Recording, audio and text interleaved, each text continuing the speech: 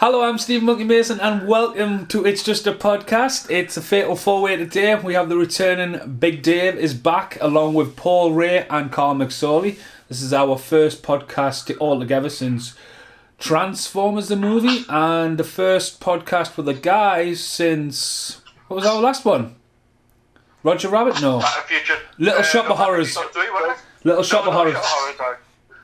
So yeah, today we're starting a marathon of a new series. This is Batman from 1989, is that right? Correct. Yeah. And I'm about to press play on 3, 2, 1, boop. Yeah. Last time I watched this was on the plane to New Zealand a year ago. Just thought it would put us to sleep and all, because I remember seeing this at Christmas back on television and like being a big fan of Batman, and then just being like watching this. It's just so many memories for it, like so many. Yeah, it was rental for me. It's mental because, I mean, this is 89, I'm born in 86. So you would think this is my Batman, but I'll be honest with you, 5-year-old Carl or even 4-year-old Carl, if you said you want to watch Batman, I'm setting up Adam West. Like, I watched way more Adam West series on reruns than I would say I watched this film. I mean, I love this film, but it's weird when you think of, like, you know, this was one of those kind of weird choices at the time, I suppose, especially given, like, the fact that it's so dark compared to what we're used to in terms of Adam West. I didn't see it until I was 3. I was 3 when it first came out, and I didn't see it until I was about 5 on my dad's VHS. Jack Plants. Because he also had the Batmobile and everything he got. Yeah. I wish I didn't have a lot of the toys, mine, but I did have a Batmobile. Like. It's a hard one to market. You know what I mean? I mean, again, Yeah. it was a lot of... That was one of the problems with Batman Returns, when, like the people were trying to jump on the franchise, and then everyone seen Batman Returns and were like, fuck, that's a bit dark for kids. Do you know what I mean? So It was one of those... I mean, this had a lot of things going, especially there. Prince was heavily involved in this as well. Yeah. I mean, to be fair, with Batman Returns, I had still had a few of them penguins that fired the missiles off the back. Yeah. Oh, really? But then Did you choke on any of them, though? Because that was back in the day, you could do that sort of thing. Well, the 90s kids weren't thick, were they? Nah, yeah, we didn't need the please don't try this at home kind of one that we can.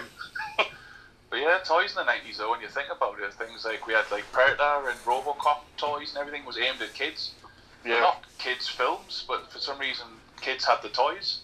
Yeah, definitely. Beetlejuice, Robocop toys were fucking massive. Yeah. That's it. I used to have the one where you could change his chest plate to the damaged one.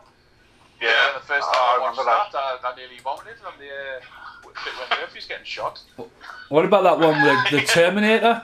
Like Terminator, when you had to, like, you could have a thing where you could pour it on and it regrowed skin and stuff.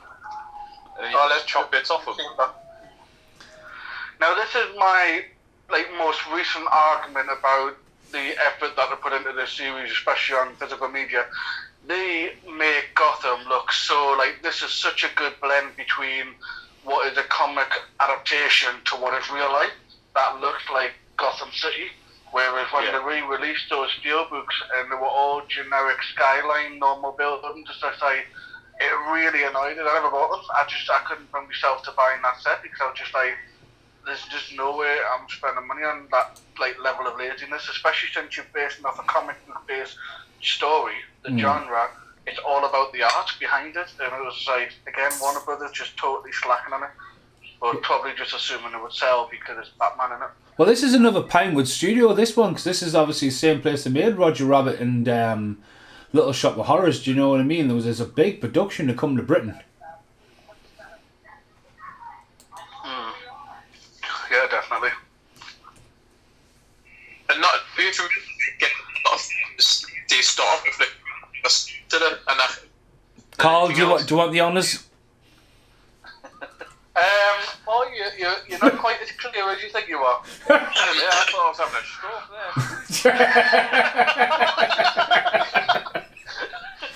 there. And Paul's first bit into the commentary, like, fuck news.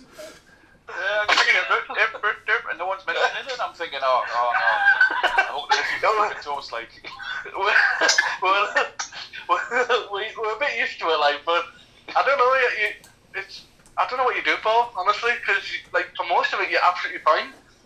It's like on me face. It's like on me face right now. It's going to go back there. I mean, that bit there has. I mean, they've just all that's literally a drawing. That we've just seen that voted shot. Well, that's a cartoon. Yeah, Batman there was literally a cartoon. But as a kid, I always thought that was Bruce Willis. This guy is such a Bruce Willis lookalike. From Auf Wiedersehen, Pet. It is, aye. Fucking hell, it is, aye. Aye.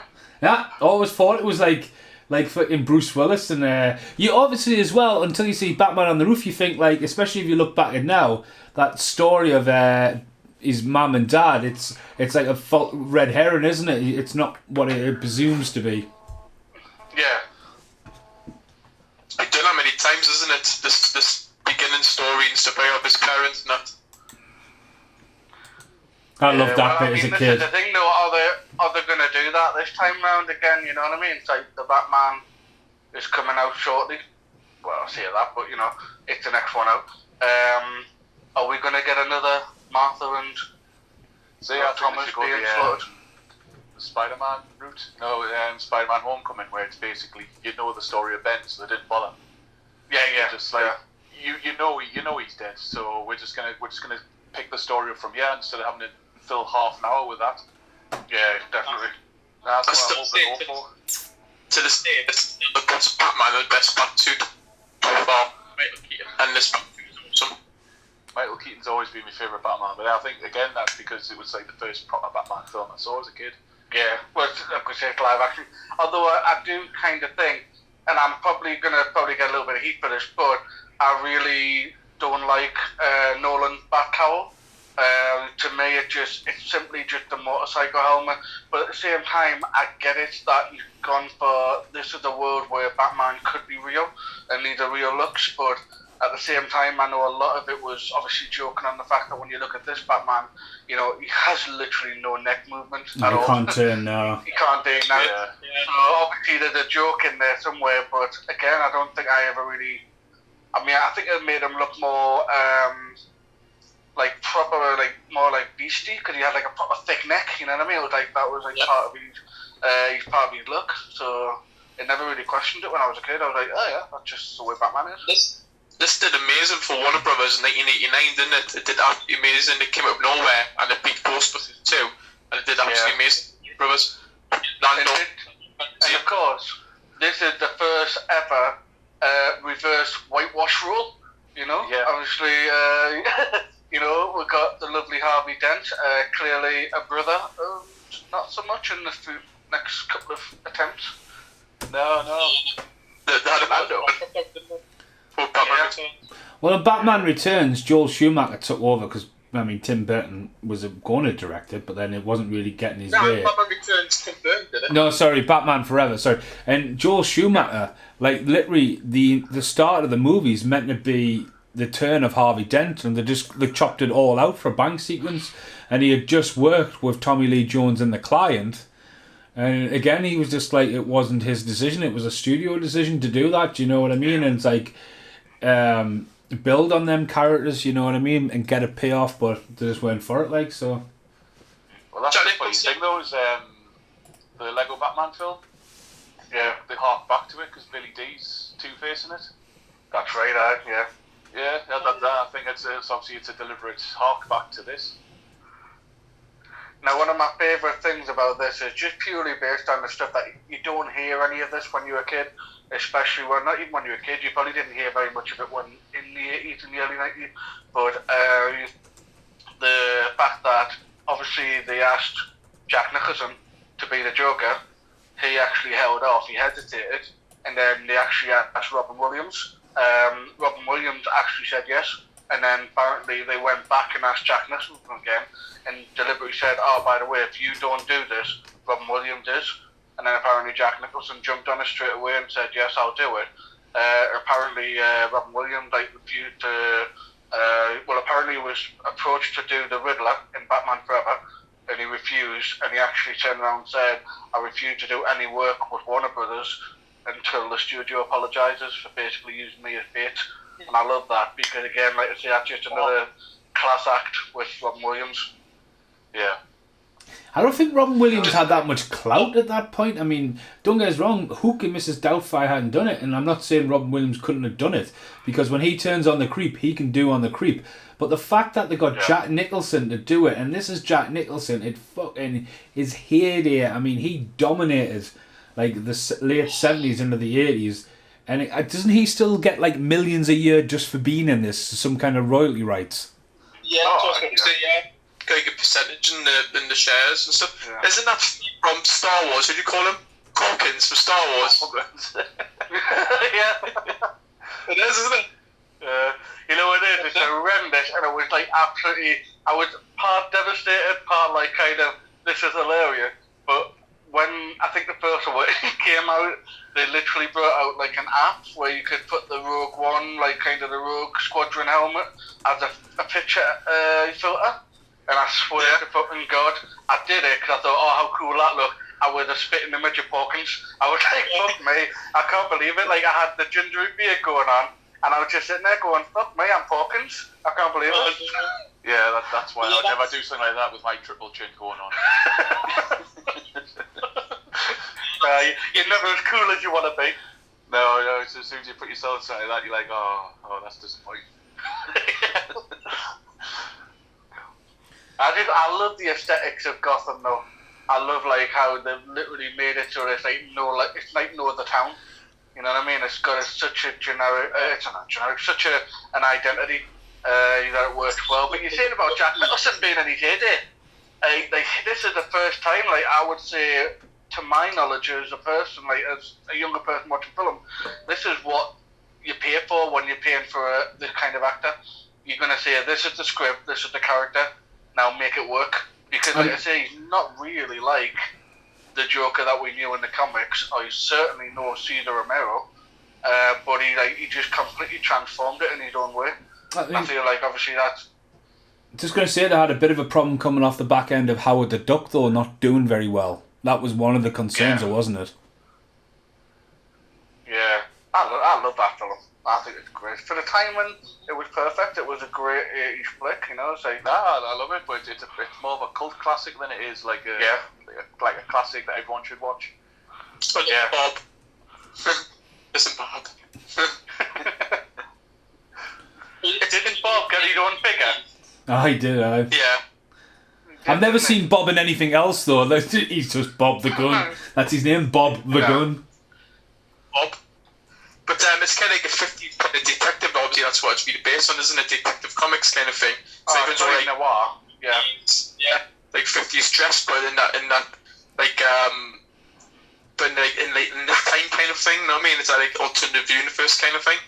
Well, yeah. So it's like the 50s cops, but in like a steampunk kind of world. It's why, like you say, it has its own look, and it's what makes the film so iconic. And Tim Burton spin on it, which is really good. Before he went too Tim Burton-y, if you know what I mean. Well, that was it. I mean, he was riding on the hype of Beetlejuice being massive, and he had enough clout to go right. Michael Keaton's going to be Batman, and everyone's just like. And like I mean, you can look at Michael Keaton and go, fucking fair play to you, like, because like Batman and Beetlejuice are completely bipolar opposites. But like Michael Keaton is an amazing actor.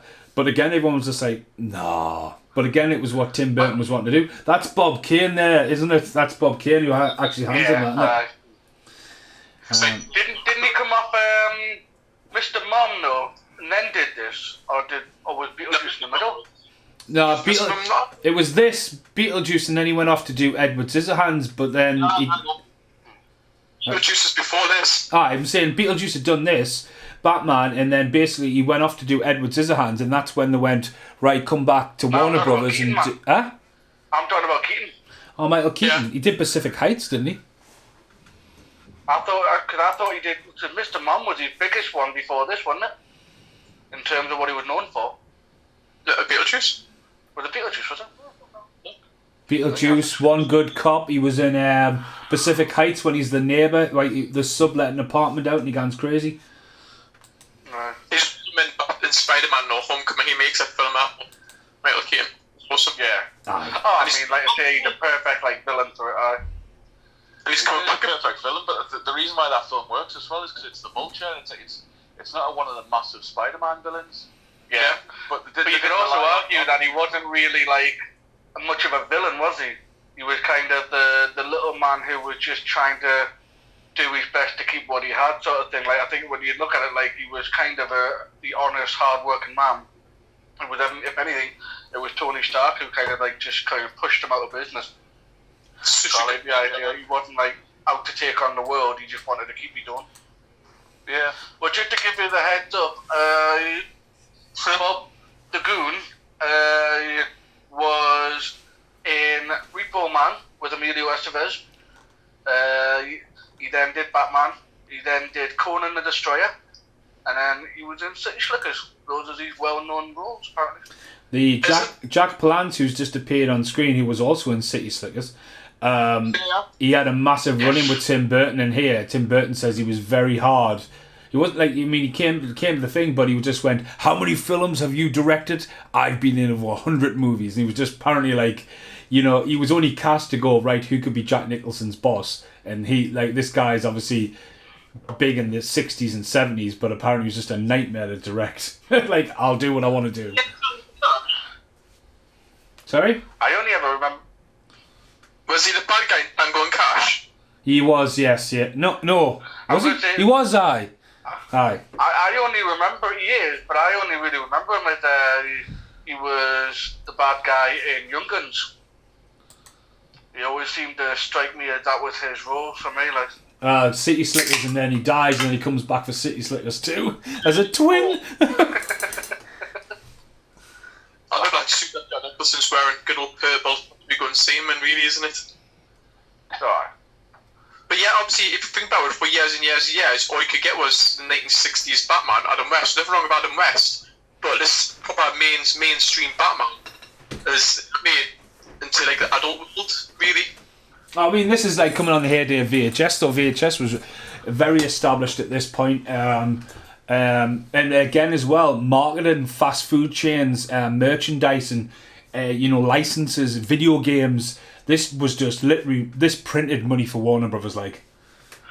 But there was also a marketing behind it, though, because this film came out on Batman's 50th anniversary as well. So I feel like they were trying to remarket it, rebrand it. I would imagine, I don't know what the comic sales were like back in the 80s, but I don't think they were as good as they had been. So this would have been a way to kind of revamp the whole DC kind of knowledge. Mm. Getting it back on the map. DC's kind of lost its way a little bit these days, I think, like, and you go, I mean, to be honest with you, Warner Brothers just has no idea what they want with it. I don't get it with the whole Warner Brothers and Disney who's better, but I think with Feige, who does Marvel, he just knows what he wants, and he's got everyone on the same page. Warner Brothers, they just let everyone do whatever they want, and it's just a mess. So yeah, I think the problem with Warner is they don't have a clear plan. It's a case of, we want the money, we don't care about the steps it takes to get to the money. Yeah, it was playing catch up with MCU though, wasn't it? It was just like, holy shit, look at how much money the MCU is making. Oh, we need to do that. We've got DC. Why can't we do that? And it's just like they didn't quite put in the legwork for it. Well, that's what I was going to say. If they did the 5-year plan before they did Justice League, the same as Marvel did, they could have easily took over. They could have easily done good, solid films. Yeah. Because at the moment, like Avengers, obviously Avengers is done. This would be the time they could release Justice League and fill the gap in the market. Yeah. They just rushed. Yeah, they just rushed it, threw it out, and then you got half the origin stories after the fact, and it's just like nothing really makes sense. And then this doesn't mix in with that, and they're like, oh well, it's a different universe now because we can't be bothered. Yeah. And it's just like it's all literally about the money. They're not bothered. Yeah. I've got something I want to just quickly point out here. Kim Basinger looks amazing in this. Coming off the back of 9.5 weeks. You know what I mean? She was a fucking pin-up actress as well. So she, you know what I mean? She was like at the top of her game here. The fault here, you've got Vicky Vale and what's he called, the other reporter? Knox, whatever he's called, right? Like, right? They are literally wandering around Bruce Wayne's house, right? And they're like talk to Bruce Wayne or like, who are you? And he's like, I'm Bruce Wayne. How the fuck are the two top reporters in Gotham not know what fucking Bruce Wayne looks like? It's like, come on. You know, like what I mean? They're like, he's the most famous person. Like, oh, you're Bruce Wayne. Like, fucking hell, you're not a very good reporter, are you? She's a photographer as well. I would argue on the hill. Yeah. Well, I would argue that. I mean, you're right. You're absolutely right. But I would argue, could you stretch it by saying that Bruce Wayne he doesn't like to be in the limelight, does he? Like when you think of like the Wayne Enterprise, he's not in the limelight. Really, he's still one of the biggest parties of the year. Aye, but as a facial figure, he's probably not the one to do all the interviews. He's not the one to be in the limelight. I can imagine him sitting there going, whatever Wayne Enterprise is doing, that's separate. I'm just here to be Batman sort of thing, because why would he risk being constantly in the limelight as Bruce Wayne when he's got to run off at any given moment to be Batman? So I would argue as a geek, as a nerd, I would say, well, of course Bruce Wayne's not one for being visualised, but that's very stretched. You're absolutely right. Everyone would know who he looked like. Yeah, everyone would know what he looked like, because obviously in the terms of the comics and stuff, Wayne Enterprise does everything. Yeah, so it's like as a big reporter, you should know who this bloke is behind all the big businesses. Yeah, there's a weird ass fucking statue at the back. That's I've only ever seen the other guy in The Bodyguard, and it's only if he just seemed to just drop off the map. Him. Yeah. Mason, are you working? Because I've just had a notification pop up. Abraham and the Sandwich Maker. That's just been released right now, yes, Abraham and the Sandwich Maker. Just a bit of a plug there for Lonely Tree Entertainment if you've never subscribed. Well, thank you very much. I think again, like that. I don't think Paul's seen it yet, but that new American video, I think that comes out tomorrow night. The grief you give me at the end of that, used to can fuck right off. Oh, Dave, do you not know that he's actually he's just totally bypassed us now? He's got American friends that he's doing videos with now. Alright, we're not good enough, but we're not. No, I mean, like I say, Brexit kicks in and then you show your true colours, don't you? Thanks. Yeah, he's just exported his labour, hasn't he, really, isn't he? That's all he is, man, honestly. Yeah. Money hungry, Lonely Tree, I tell you. Yeah, no monetising on my channel. Subsidiary of Warner Brothers now, are you, Mason? Look at that costume. It's got a little wee hole. What? One of them looks a bit like Ghostbusters. One of them's got a tube coming out of his crotch, and it looks like a little wee bag. There, behind his head now, Knox. What have you? That's the one I'm on about. I just didn't look at his crotch. Yeah. I was looking at the gun that he had. To tell me it's an assassin's. Yeah. Through these films, there's only like two main casts, Alfred and Commissioner Gordon in all four films, really, isn't it? Yeah. Aye. Yeah. That's all, and everyone else has been replaced. Gordon's probably one of the few problems I have with these films, like especially the first, like these ones, because he's just seen as like a bumbling idiot in these. Whereas obviously in the comics, he is still a police chief. He still does police chief work. He just can't do like the superhuman crimes kind of thing, which is why he calls Batman in. For this one, they make it out to be kind of do anything without Batman. That's why I love Gary Oldman's approach to it. He kind of give it a little bit more balls. I mean, he still wasn't quite the comic, but he did give it a bit more like, I can get shit done. Fuck me, there's kind of few cameras following them. Cameras more the grizzled police chief, and he was like, I know what I'm doing, but like this is beyond me. You're gonna have to sort this out because assassins attacking the town and all sorts. And Mason, is this your setup? Yeah, it is. There's a bit on the comedy with Tim Burton. He was just like, oh yeah, when they were designing the Batcave, they wanted a massive Tyrannosaurus Rex coming through the wall and a skeleton. And I was like, no, I want to keep it more grounded. And then Joel Schumacher would have went, I'll do that. I'll have them sledge down it as well. And like, fucking, it's the total difference coming into it. Because I think the transition between Schumacher and Tim Burton, on paper, it looked alright because Schumacher did stuff like Flatliners, The Lost Boys, like he's like falling down. Do you know what I mean? He's very capable of doing some dark psychological shit. But again, it's just like with Batman Forever, it was just like, let's just inject it with neon fucking lights. You know what I mean? Yeah, true. We're taking the comic side of things and putting it into real life aspect, where I feel like Burton he did it better in the context of like, this is still very much a comic-y world, but without going to that extent. I think it was like, I love the colours in the other one, but at the same time I can totally see why it just doesn't quite work. Yeah.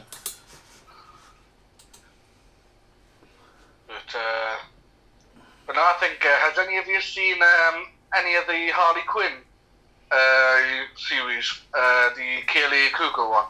Yeah.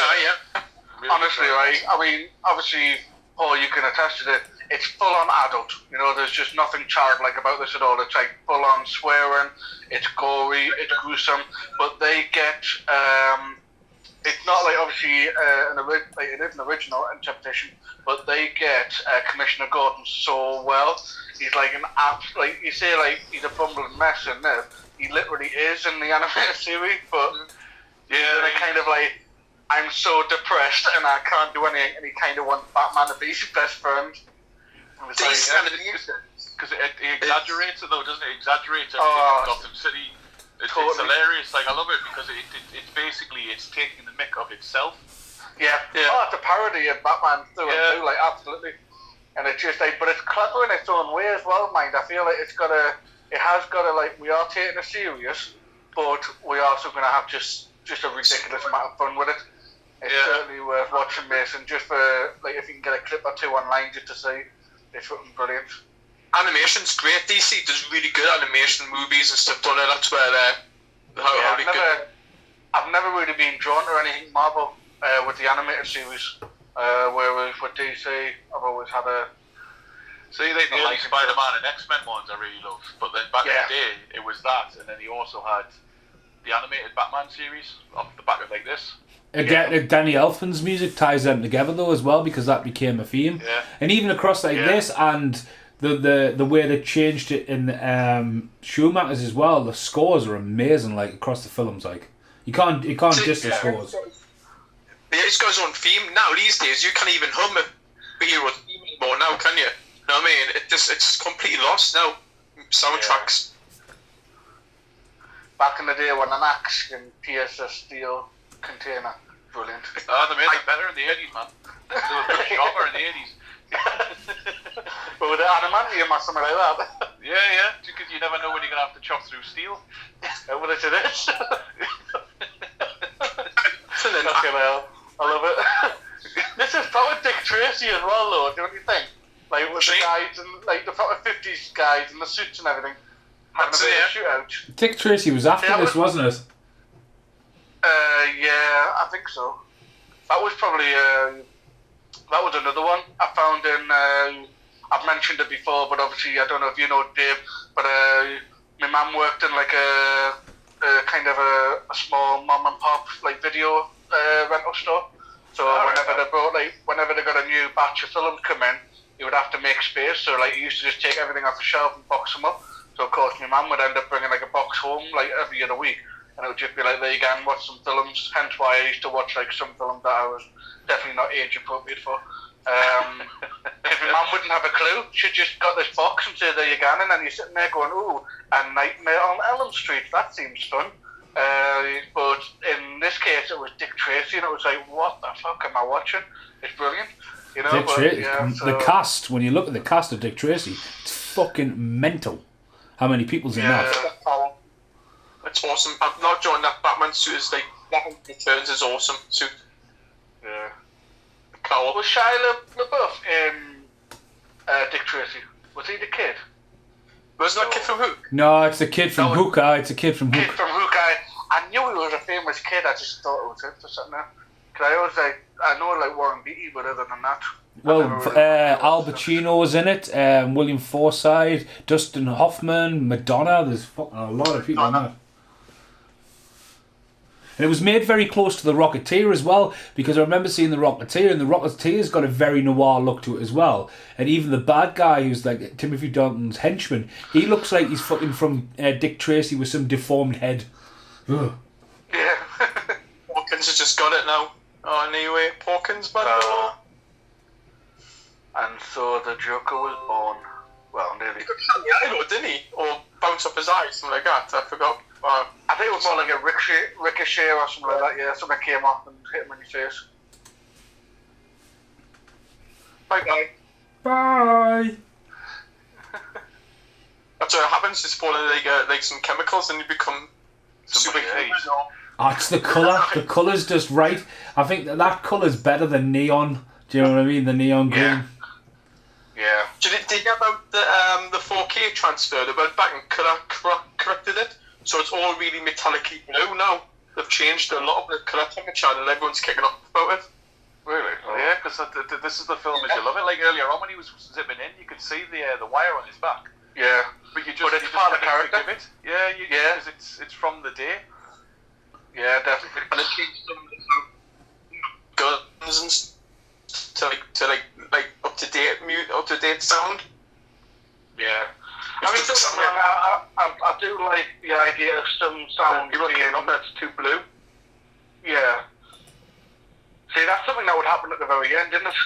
A hand would appear. That's like Shredder thing. Yeah, but it's that thing, isn't it? I was saying, this is for the non-comic nerds from back in the day. Yeah. You see a guy fall into a vat of toxic chemicals, you just assume he's dead. Oh, that's it. So it's that whole thing to go, look, there's more. This film isn't just like 10 minutes long. Yeah. So people are sitting in the cinema going, wow, that was it? Really? Yeah. Oh, well. Yeah, here's the film that's been kicked in some chemicals. We're done. We're all done. Pack up for the night. Is that like on the backboard? Is that Popeye? Yeah, it is. Just be looking at there. Yeah. I'm looking at thinking. I'm looking for like Easter egg because they didn't do that back in the day, did they? Not really. Like in this case, if this was made like today, there would be all sorts of like little hidden nods and stuff like that. Well, I don't think there was many in here. Back in the day, you had to do blaringly obviously ones because if you're watching on VHS, you try to pause it. You got white lights all over the place. Whereas now, if you've got crystal clear HD picture and you pause it, you can see everything within that scene and like deconstruct it. Yeah, I like this table. It's no coming to America though, is it? When I say this sort of stuff, no coming to America. Why would you do that? What? Yeah. Coming to America, man. What's wrong with coming to America? But yeah, I'm not as hyped for that, you know. I've heard a few things about coming to America too, like, and I'm hearing it's just basically a copy of the first one, and that's it. It's not really. It's kind of reinventing itself, I suppose, but I feel like it's kind of dulled the hype a little bit.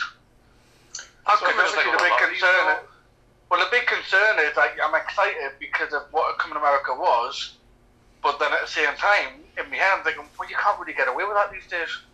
There's too much sensitivity around things like that now. You can't make the jokes that you used to be able to make. But I guess I was hoping that with Eddie Murphy being involved, it would be more of a case of, no, we're in charge, we're going to do the jokes that we'd like to do, rather than fall into some form of studio. Master Wade.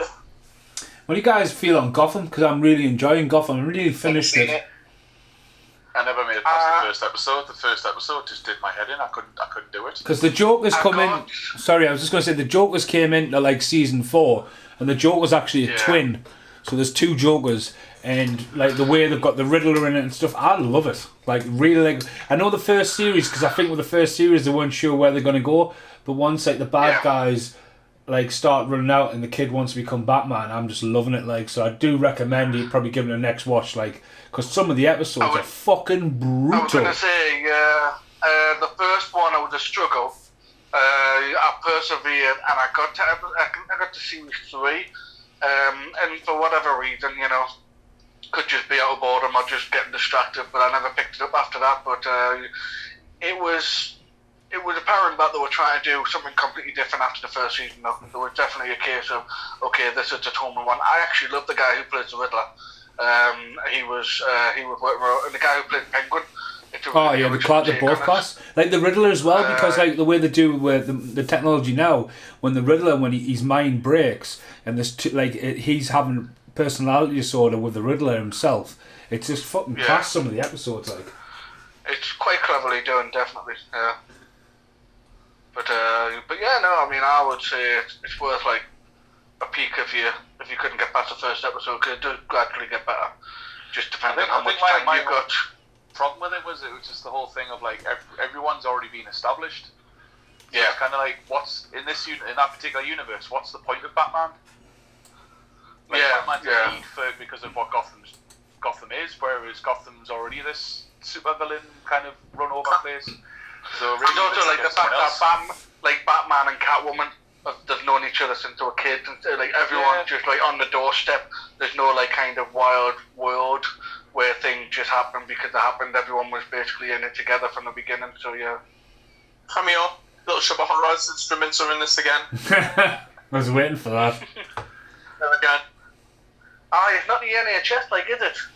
You know what I mean? It's one for his background. I mean, literally, look at the light flashing out there. That could literally be Little Shop of Horrors outside. Yeah. That's stuff there. That's from the dentist's office. All that stuff. It'd be hard if Seymour just came in, like, dragging the body, then, like, look, wrong room, and then just walk back out. This is such a good reveal for a Joker. Like, all he has is Manic laughing and don't even see his face, and that's a good suspense, isn't it? Yeah. I like if you had to play around with the aura of him. But if you look, I'm pretty sure it's this one. So they're on the staircase now. You take my shoes off, smooth. Oil painting at the top of the stairs. I think you see it better when the Joker is later on in the scene because he's going up the stairs, he's looking at the painting. But the last painting is actually, just because I mentioned these twice before, they used the same painting in the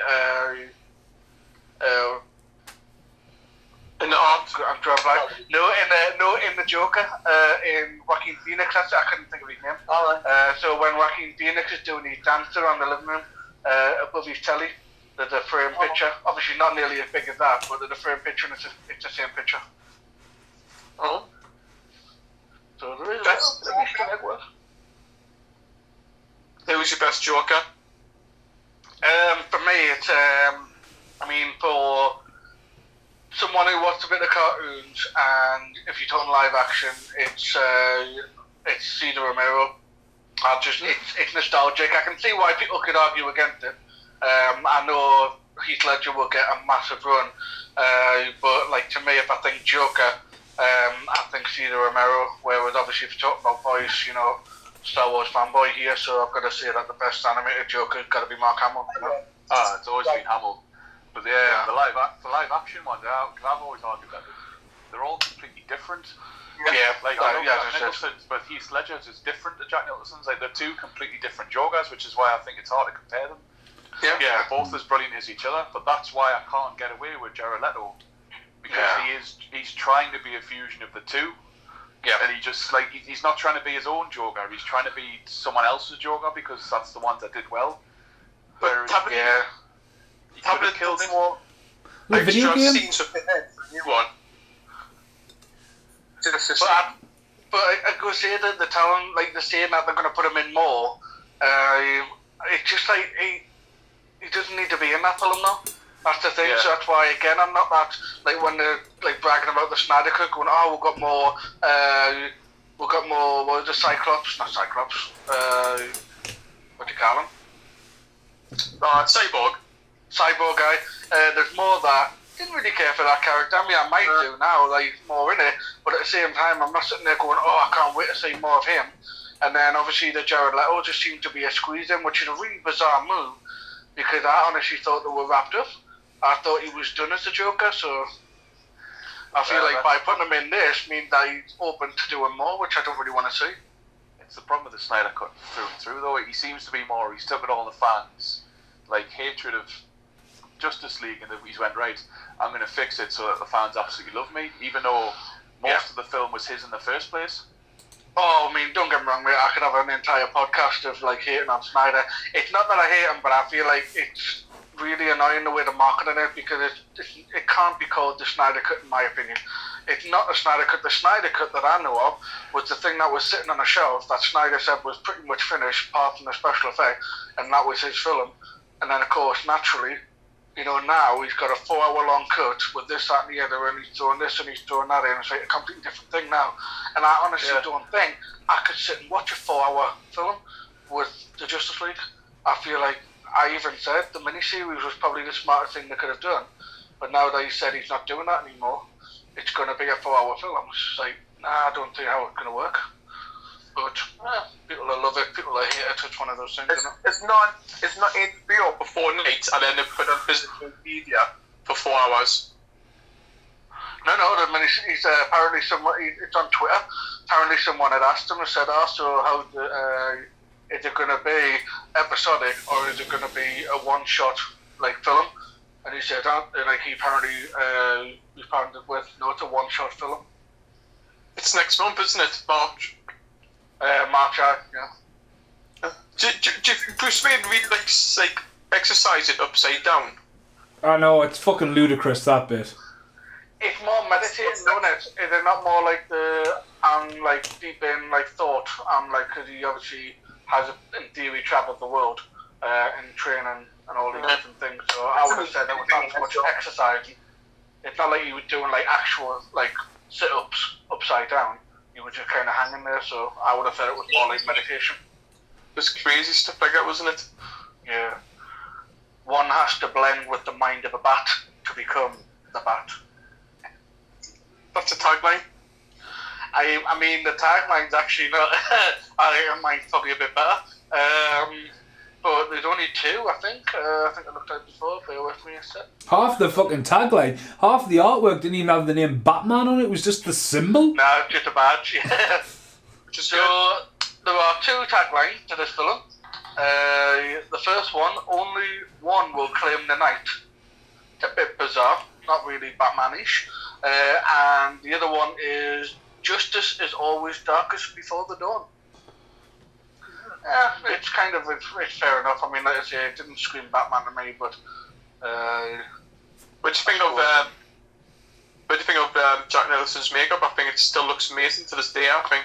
It does look amazing. I could never work this out as a kid, though, why he's all in, like, one, that's not Christopher Lee on the left, like, but the fact that he's all pale-skinned, and just, it's weird.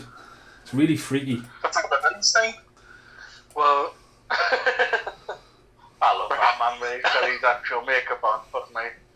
It's, But it's such a clever effect, though, isn't it? Because it's like he's got makeup on because he needs to be white. Then they put makeup on the makeup so he can look normal again. They've done it really well. But I think for practical effects, because obviously when we get on to Batman Forever, that film in its CG. Yeah. We're in for a treat with that one. It's not going to be pleasant, like. But then I would have said I didn't know. I know it seems obvious now, but I didn't know that Jack Nicholson was wearing a mask. It wasn't until like years later when someone showed a behind the scenes picture, and that's a mouthpiece over his face. Oh, I like it, Joe. Obviously, they put makeup around it and that, but for some reason I assumed that they had pulled his skin or they had like put prosthetics on his face to look that way. But it's an actual mouthpiece, so it was really weird. I think it looks good. The fact that you still don't think it's a mouthpiece. That's the thing I've always argued for practical effects, because, like you say, you think that's his face, because that's what the film's telling you. You believe it is? You believe that's his face, because they've not done anything out of the ordinary. And isn't he makeup on his face there, wasn't he? He was just wiping it on there to look like it was coming off. Yeah, so that's what's weird about it. It's convincing that he is that white, and that's not just. I think people would have said, "Oh, well, it would have been cheap just to not put makeup on him because really the makeup's going to be the white part. What he looks like now would just be him as normal." Yeah. But they've kind of gone the extra mile by saying, "Look, I'm actually wearing a lot of makeup here because I'm still white underneath." I remember the days when bad men, bad groups had like symbols on the shoulders, and this reminds me of those days. They say the Joker symbol on Bob's jacket. Don't worry, in the gang with it. Well, it's like half back to the kind of the Nazis, isn't it? Because anyone who's a bad guy, you have to know who the bad guys are. Yeah. So it's like there they are. It's the same as like we're talking about the gangsters. They all look like gangsters. So as soon as they come on, you're like, that's them there. It's like there's no argument whether they are or not. Yeah. You spend all night. I bet you there's one of those black jackets knocking about with the Joker logo on. That'll cost you a fortune, I bet. Somewhere online. Yeah. I used to spend all night on clip art doing that design, I bet.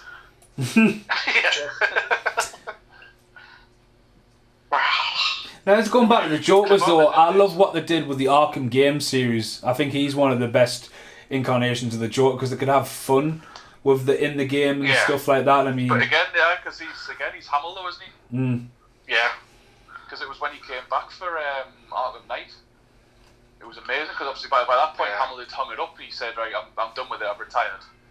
And then all of a sudden, he just popped up in the game. And you're like, what? Like it was like the proper swan song to him as well. Well, that's it exactly. I mean, you could tell like the turnaround said, "Do what you want," you know. There's the line, but you know, obviously, if you've got anything you want to add, you can tell he had a lot of fun with it, like. Because he's brilliant though. Because I remember seeing there was an interview with him once. It's like the camera's on him, and he does a phone call between Luke Skywalker and the Joker, and you can see him how his face gets into each character when he's doing it, and how he just turns into the character and how he does it. Like he's phenomenal as a voice actor. That's a pop actor, isn't it? That's what happens. You see all these soundproof people and they get into character, and the faces do change when you do impressions and stuff. We didn't. Jim Carrey was doing one. He did it 1 ages ago. But I saw it recently. It was apparently he was doing some press and that, and this apparently little girl had turned around and said, "Are you the Grinch?" And, so he bent down and did the voice, and the mother was apparently shocked. She was like, "What's the matter?" I literally thought they must have put you on a mask or something like that when you did the Grinch, but his face changed exactly the way the Grinch does. He's like, no, that's just my face. Awesome, isn't it? People can just transform into a character. Like, say, Mark Hamill, I mean, I think what's so great about him is that if you look at that guy who played Luke Skywalker when he was a young kid, you would never have thought he would be the guy he is now in terms of like how he's able to kind of take on a role like that and just run with it. That was it. When I was a kid, I just assumed he was Luke Skywalker, and that was him. That was the only thing. I was really surprised because I used to watch old war films with my dad, and there was one called The Big Red One because they had this the patch with the one on. Right. And he turned up and he was one of the soldiers in the unit. Right. Because when you're a kid, you're like, what's Luke Skywalker doing in World War II? Like, completely blowing your mind. Yeah. Just sit there, please pull out a lightsaber, please pull out a lightsaber. Yeah. But as you get older, you realise like how like good of an actor he is because he can just turn his hand to pretty much anything he does. Yeah. Can't even think if he went to pinch those roses. He decided not to. And now what a dick. Unbelievable. Journalist, man, you can't trust him. No, you can't. Well, that's it, because she's not sure why he's placed the roses. Like going back to the whole thing of she doesn't know who, like people don't know who Bruce Wayne is. It's like the Wayne family are massive in Gotham, and she didn't know they'd been shot. I would argue their death was definitely a way bigger thing that she should have known. Yeah, that's the thing that everyone who's anyone would know about in Gotham because it's like they're the presiding family of Gotham. Meant this kind of reminds me of Batman Returns, where the clowns come in, kind of thing. Yeah. I love it. Just goes. There's a freaking mime. What's that thing here? I'll be the same. Freaking hate mimes. I'll just punch him in the face. I would. Back in the day when you could have a mime just work in the street. Yeah, it wasn't odd. If you see a mime nowadays, you call the police. Look at that camera he's rocking out there, man. There you go. I got to see Bob the Goon. He's doing some serious detective work. Like, I bet he knew that. I probably knows who Bruce Wayne is.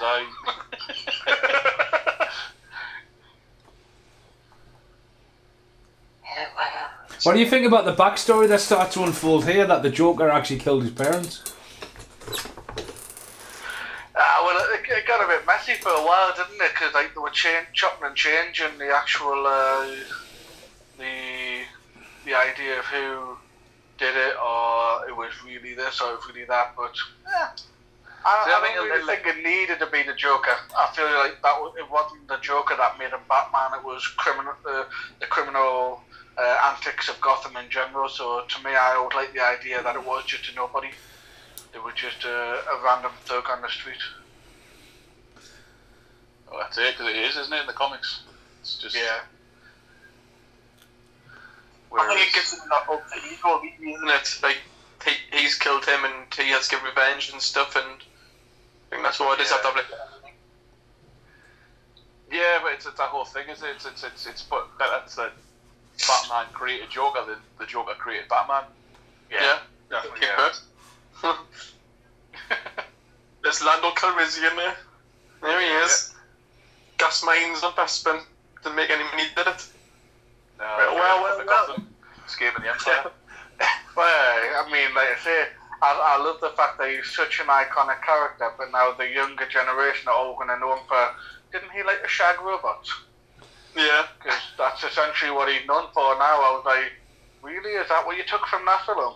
It's just like, well, you know, they didn't really say he wasn't, and the robot said it can be done. I was like, yeah, okay. I love it how the punch and glove like smash the TV. It's always been there. You can use that just to change up the channels over instead. You know what I mean? Next to buttons.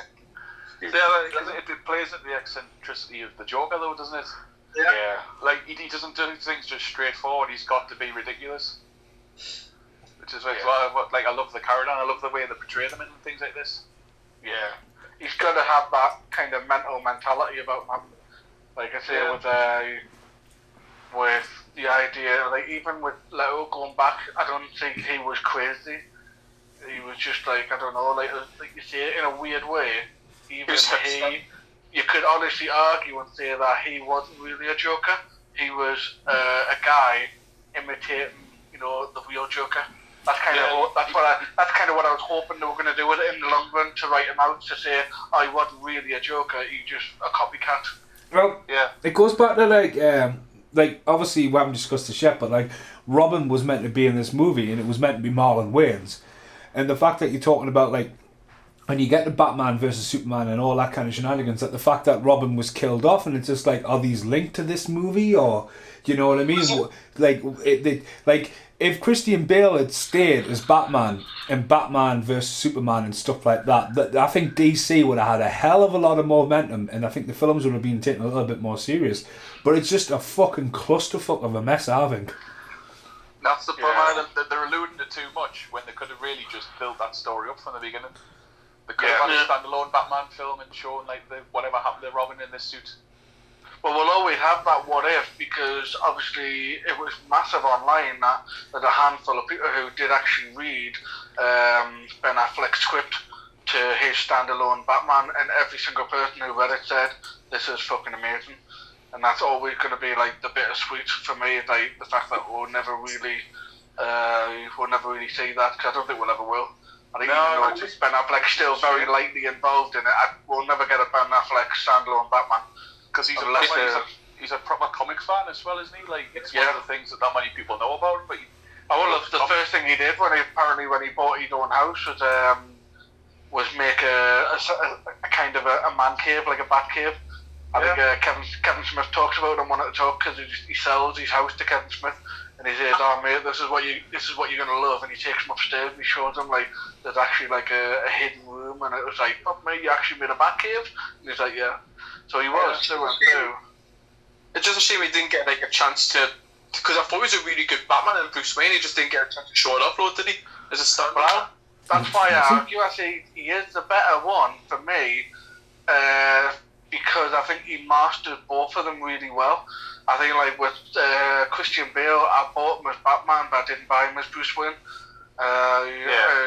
Stuff like that, where I feel like, although Michael Keaton did a great job here, I feel like for the modern world, I thought this is what I wanted to see. I wanted to see like a Dark Knight Returns kind of Batman. You know, make him a bit aged. You know, he's had a few birthdays, but he's still got it. And Ben Affleck is that guy. If you think about it, like he's late 50s, and he's still very athletic. He can still pretty much kick your ass if you pushed him. Well, that's the thing, because I always say, like, my favourite scene with him when he was playing Bruce, it's when he's down in the wine cellar. Yeah. He's obviously he's being Batman and he's doing his detective work. But it's when someone catches him out and he's like, "Oh, sorry, I was looking for the toilet." Like how he flips between Bruce Wayne and Batman, and that it's just that's it. He did it so well, and it's a shame, like you say, we'll not get any more of that. Like say when he saved Martha as well. Obviously that fight scene when he's using the crates and he's using like the batarang and stuff like that, even though it was like realistic, it was still like that was so exciting for me. I would still say that's probably the highlight of that film for me. It's just that like a few minute scene where he's like pretty much him kicking a bunch of like foot soldiers, you know. It looked really good. It like I say, reminded me of Arkham Knight, you know, it was like kind of that idea. Love she that probably looked like Cesar Romero though, didn't she, on the camera there when it's Amanda? It was like, have they used Cesar Romero's face? Because basically, if Cesar ever shaved his tash, that's what he looked like. That's what he looked like, aye. No, that would be an Easter egg and a half. That's the thing I love about the Caesar's Joker. To him, it was literally just a job. So he refused to shave his tash. He was just like, I'm just going to turn up, do this for the thing, and then I'm going to go home. So I'm keeping it. Yeah, absolutely. It's like he didn't really have much commitment to the job, but he's still one of the most iconic Jokers. Yeah. Even if one of the tash. Yeah, well, to be honest with you though, as a kid, I don't even really refer to like seeing his tash. You know, I think if you like looked really closely, you'd notice it. But like again, it was about how he portrayed the role. It was just like, I'm just looking at the clown. You know, but back in the day, as well, I suppose, going back to like, the whole VHS talk and that, you didn't really have high def. Nah, because you have to really look at pictures today and go, oh, he's got a tash. Yeah. But no, it's just one of those hilarious things I always found with him. He's just like, yeah, I'm just doing it. Oh, it's like Meredith Burgess as well, playing the Penguin. You know what I mean? Like, it was just like, I don't know how much real investment they had in like backstory. They just told, so what? I'm a penguin, but I'm a man, and I'm gonna do like nasty deeds. All right, no worries. Show me where the set is. You know what I mean? He just didn't really like he worked it really well because I don't think they looked too deep into it. I think they just did what was that's the character. Okay, I'll do it. Love that Joker. Love that Joker. The Joker advert is. It's like this is very comic-y as well, though, isn't it? Like kind of the laughing gas sort of thing. This is Joker, isn't he? It's just like this is what he does. He takes over channels. He just makes a joke of everything because he's literally the Joker. Yeah. Are you still there, Paul? I'm here. Alright. It just came up as reconnecting on my screen there for a second. I thought you might have disappeared. No, it's alright. I'm here. In bed with hot water bottle and a cup of tea. Still got your cup of tea? That's going to be card by now. I know. I don't drink it straight away. It's Batman, it keeps it warm. My water bottle keeps it warm. Because it's that age-old thing, isn't it? Whenever someone's like, well, how can he do that? It's because he's Batman. Yeah. Because I'm Batman. So that's a little bit of a fact check, and I'm just looking at some little bits of trivia, a little bit of facts here. One that popped up, obviously we're going back to a past conversation before, but Jack Nicholson convinced the filmmaker to cast his very close friend, Tracy Walter. Who's Tracy Walter? Bob. No, Bob the Goon. Apparently got the job through Jack Nicholson. Oh, awesome. This is not on TV now. It's like This Morning or GMTV. When like Piers Morgan popping up now. Well, it's my fucking head.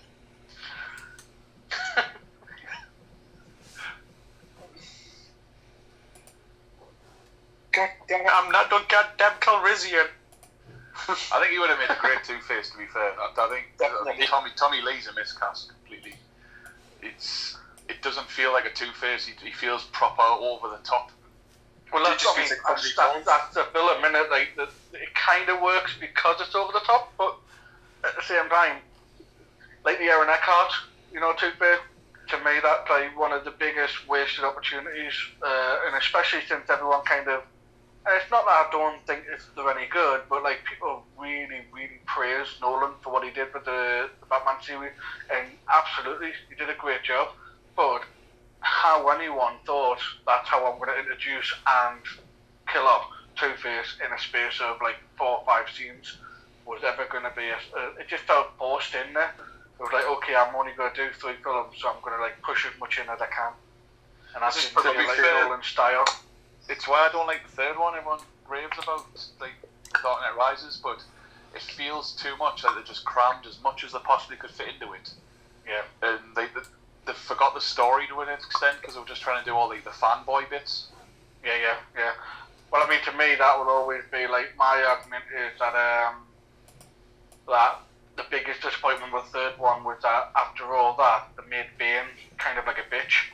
Like he was just like built up to be this like immovable object, and then all of a sudden, like it's because it was just like another hero, basically. It was just But I did always say, I don't know if I mentioned it to you, but I always said the best thing they could have done with that, if they could convince Nolan to do another one, is that basically we'll never really see what happened to him. He gets shot. He just flies off the side of the screen, doesn't he? Well, it's off the side of the screen, right? So to me, I would have said, like, in a proper comic-y fashion, you could have brought him back, but, like, the only way he's alive is because they're using this venom technology, this kind of liquid that's keeping him kind of going, and that would have introduced what is actually what we now know as Bane. They could have really, like, kind of emphasised on his size, and, like, he's now the beast that we all know Bane to be, rather than an ordinary bloke. So that could have been a really good way to introduce him. But I think I'm going to give some of these masks soon. One of these COVID masks. Imagine we'll all be fine now if that happened. I think this is my favourite put the mask on in the first place. The music in this is fucking class. I've got to say, I do love Prince's music in this film, especially the bat dance. I love the bat dance. Well, even the colour of the smoke is good, though, because they've used that purpley effect, which is kind of nice, because it could have just been normal smoke, But the fact that it's a Joker, of course, he went with something a little bit more colourful. Something with a bit of flair. Yeah. Hey, you got the boombox. That's class, man. I mean, look at it. This is about as cartoon as you get, and I absolutely fucking love it. I love it. The goons are just being idiots. The bit where he's hovering like an aeroplane, right? You see him backhand the model. That must have fucking knacked. You can see that it does not give, and you can it's just horrible. Yeah. I like the death one. Goes, not this one. I like this one. I like that one. Oh, you know what it is though? I'm going to correct myself. I think that's maybe this is the bit where you see the poster, the payment like you see in the Joker's apartment. Joker bought his house in this one. Yeah. So it was Wayne Manor. Wayne Manor. Yeah. Again, you've had Prince and you got Danny Elfman. Yeah, he's the bit where he whips his hand back. It looks like it fucking knacks. Ting. Ow. Yeah, he probably had a bruise for a week after that. Awesome. See that, the pain splatter, and that's the equivalent of the 1966 Batman when it went pow, splat. Yeah. Are you on about how the one he does in Rex is the one that he? No, I like this one. Is the one he hasn't. The one he has in Joaquin Phoenix's Joker. Yeah. Well. It's a bit like that at Ghetto Golf, isn't it, Dave? With all the guitar, but it's got loads of graffiti on. Like it has Vigo from Ghostbusters 2. It's massive fucking. I remember me and you standing looking at this massive fucking painting of Vigo, and then it's just a bright, luminous pink knob sticking down off him, so it's spray painted on it. It's that the crazy goth thing? It's fucking class. How? That's amazing, that though, to me, because I only saw that like last year, and in my head I thought, how that in Newcastle? I didn't even know about it. Oh, it's outside in Newcastle, though. It wasn't an easy get to, like. It's out of the way, so in like an industrial estate, it's smaller than anything. It's like basically like a big warehouse. And then there's a big. Right, then you've got to pay for car parking and all that to get you with that one, don't they, Dave? You got to pay for car parking. Everything's an extra. It seemed to be like the most popular spot, like not last year, but like must have been early last year before COVID. But it seemed like every other Facebook post I was looking at, like people going, "Oh, look at this amazing place." I was like, "Yeah, does look good."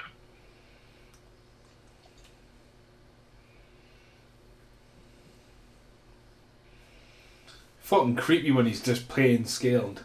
Ugh. Yeah. Fucking racist, Mason. Who's racist? Oh, sorry. But again, now I go back to the pop vinyls that look amazing for this film and Batman and Robin. The only one I don't have is Poison Ivy. I mean, there isn't a Batman one. I think you've got to buy in with the car, but like, you know what? Did they might have Keaton Batman on his own? Oh, well, I haven't got that one yet. I've got all the baddies except for Poison Ivy. No, because I had one. Yeah, well, I ordered the Joker, Batman, and the Penguin as it was like a 3 for $30 or something like that. And then that's what kicked off because obviously I got Joker and Penguin, and then I got like a weird email off Savvy saying, "Oh, by the way, just let you know, I can't see a Batman because we don't have stock." But then like 2 or 3 weeks later, it appeared on the website again. I was like, "Oh well, sodgers, I'll get it somewhere else." And I never got around to it, but I've managed to get Two-Face and Mr. Freeze. So I need the Riddler and I need Ivy. Chill out, though. Phantom of the Opera. Yeah, I mean, she's not even that burnt though, is she? Considering like she's wearing this mask and looking that depressed, and she's got a little bit of a burn on her. It's fine. I can imagine you, Dave, just sitting there going, "I wish stop twisting, man. It's only a little bit of mark." Yeah, well, then Vicky Vale's like, "Oh my god, that's horrifying." I'd be like, "So, what's wrong with that?" Like, well, you know, it was like, who was it? There was a film. I think it was. Oh, it was Ready Player One. And like, the maid off the last was like, "Oh well, you know, she's like proper like, I'm so disfigured, and that's why I like to be in it." And like the pick probably like a really attractive girl, not my type. I get like they've gone for someone who's really pretty, and then the marks on her face are like, "Fuck off!" There's people who like are literally deformed, and you've got like a mark on your chin. Isn't she supposed to be like bigger and severe also? In the books, it's because she's overweight and she's got like the wine marks all over her, and that. So like that's why she proper hides herself. But obviously, it's Hollywood. Yeah. They can't do things like that. Yeah. Oh yes, Batman, I love this bit. It's awesome. Well, did he get all those wonderful toys? The music and everything, man. I mean, it's like the second time you hear the theme, also, isn't it? From the start until now. Yeah. Wow, does you get this wonderful top? I love that. No, go ahead. I was going to say, like, this film had the best one-liners, like the Joker. And here's the car. You always had the best lines. That's probably my favourite Batmobile so far, like. I think it was the best toy one I ever had. They gradually got worse in this series of films, like, to be fair. Yeah. Oh, yeah, I hate Tumbler. The Nolan one, I thought, I could get why they went with it, but I didn't think it was worthy of a Batmobile. Going back to Batman being shy, you don't think he's that shy these days. He's showing off all the time, isn't he? Have you played Batman, is it Arkham Knight? When you've got the Batmobile and like, you're flying around the Batmobile and then all the DC comes and the DLC, you can be like this Batman, you have the suit and you can get in him in the Batmobile and then you realise, hang on, I can't do nothing because all the controls are made for the fucking tumbler. So like you're driving around and you're getting shot at and you can't even fucking fire your gun because you're in the... I was like, for fuck's sake. Yeah. It was really heavy too, that car. It was really, really heavy to drive, but it went really fast. But like, there's a comment, right? Why couldn't you have turned that corner? Why did it use a little wire thing to do the turning? You had like it wasn't a tight turn at all.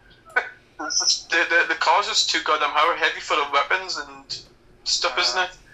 The streets are a bit slick. And size of that fucking digger, man. It's fucking huge. It's like a Decepticon, that. It's like 10 o'clock at night. I just having a... No headlights on, I'm just doing some moving. Virgin Media, that man. Doing a digger now. Put on the internet. I look like Batman running in the street, man. Yeah. That's great. This is always look. Who brings you a bear when you're cruising horses? Yeah.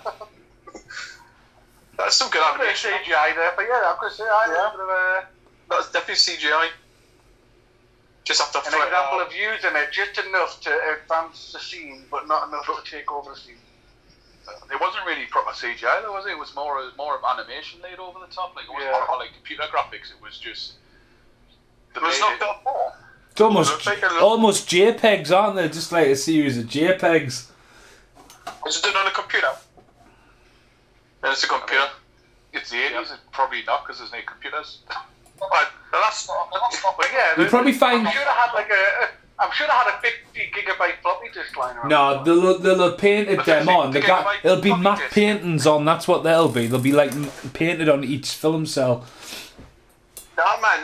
They still had computers. Star Trek 2 Wrath of Khan had CGI. Aye. And the last stuff had CGI. Tron had CGI. War Games had tic-tac-toe. Doesn't mean they were doing fucking super CGI, you know. But it was still around though.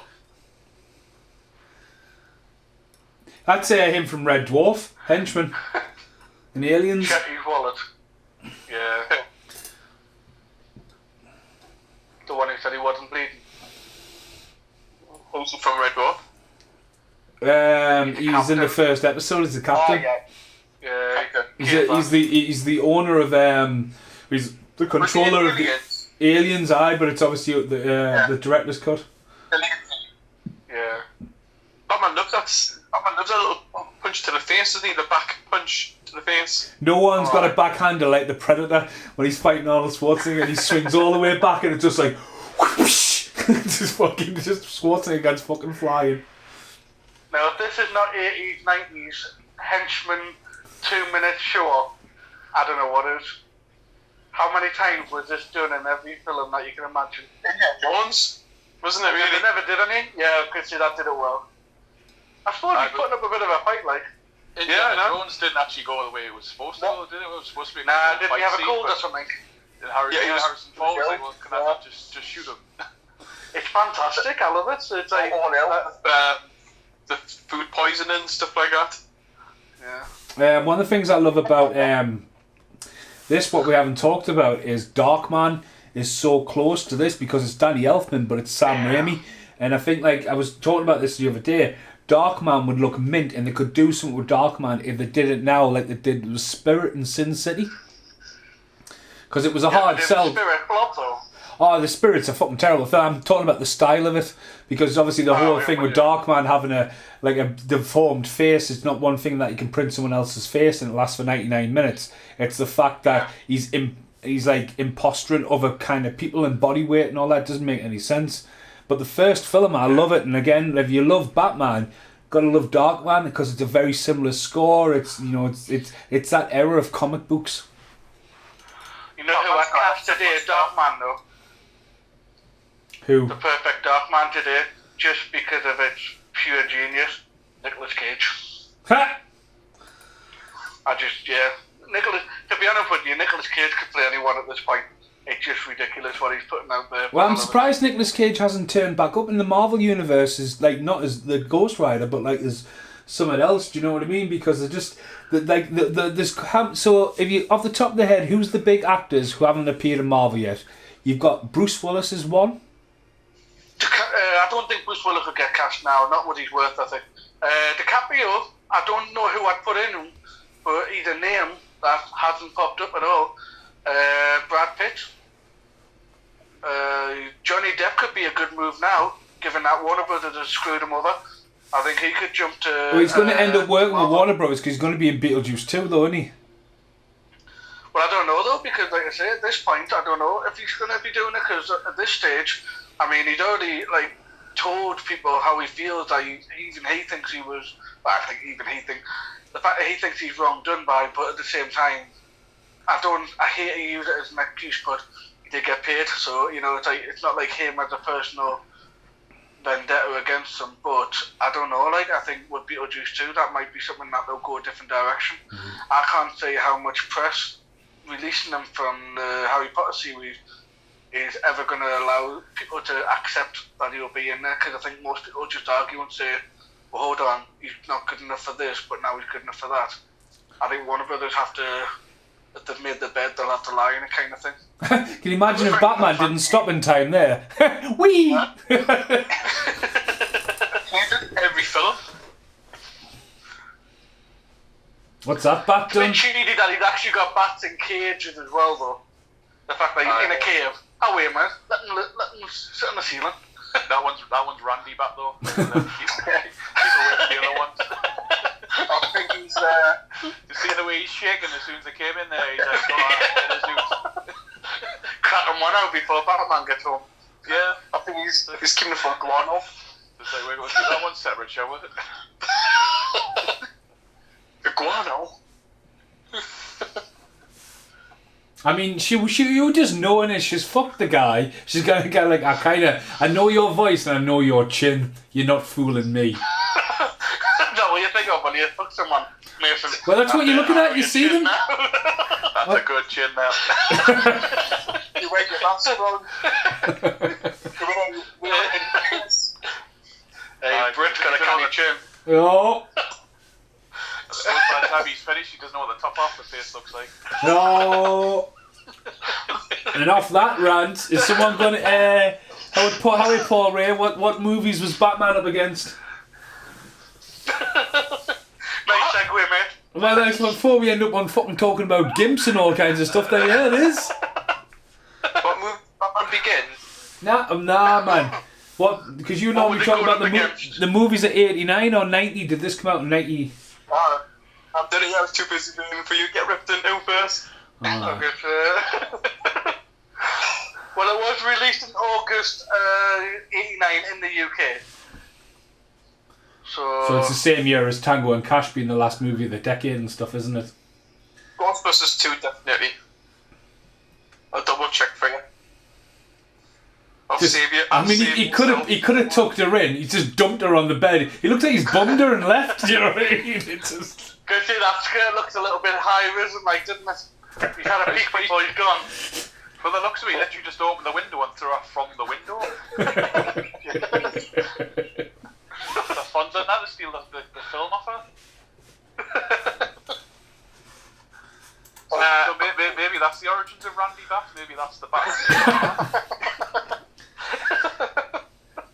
So 1999 got Glory, Turner and Hooch, Funny I Shrunk the Kids, Last Crusade, K9, Always, Dead Calm, Uncle Buck, The Burbs, Look Who's Talking, Weekend at Bernie's, Bill and Ted, Roadhouse, Field of Dreams, Karate Kid Part 3, Puppet Master, See No Evil, Hear No Evil, Cash Thieves of War, Little Monsters, Friday the 13th, Part 5, 6, 7, Star Trek 5, and I had a counter and see the Roman numerals there.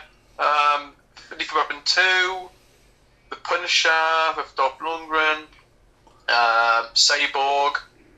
The Kenny Bet, to be honest, like. It's quite a strong year, isn't it? Really, it's like quite a few iconic films there. The Wizard, Back to the Future 2, All Dogs Go to Heaven. It's a big year because stuff like Tremors and Gremlins 2 were made in 89 but then held off for the next year because the 89 had such a big release, especially Batman. I mean, Batman just dominated everything, didn't it? Yeah. It came out a few weeks after Ghostbusters 2 and it just totally demolished Ghostbusters 2 out of pictures. Nightmare on Elm Street 5. Yeah. Big year. Poet Society. Nightmare on Elm Street 5, though, isn't that directed by Rennie Hausen? Who literally went on to do Die Hard 2, like a year later or something. I'm sure Elm Street 5, she looks gorgeous there, like. Sexist me. Is she a Jedi? Why? Because she's got a little pattern. Yeah. She's got a little Jedi. Oh, I thought you were like some world building that like. Actually, only Padawans actually have hair braids like that. I mean, she didn't know he was Bruce Wayne. She can't be a full master, can she? Really? Nah, that's true. That's true. Do you ever think? She knows fuck all about fuck all. So.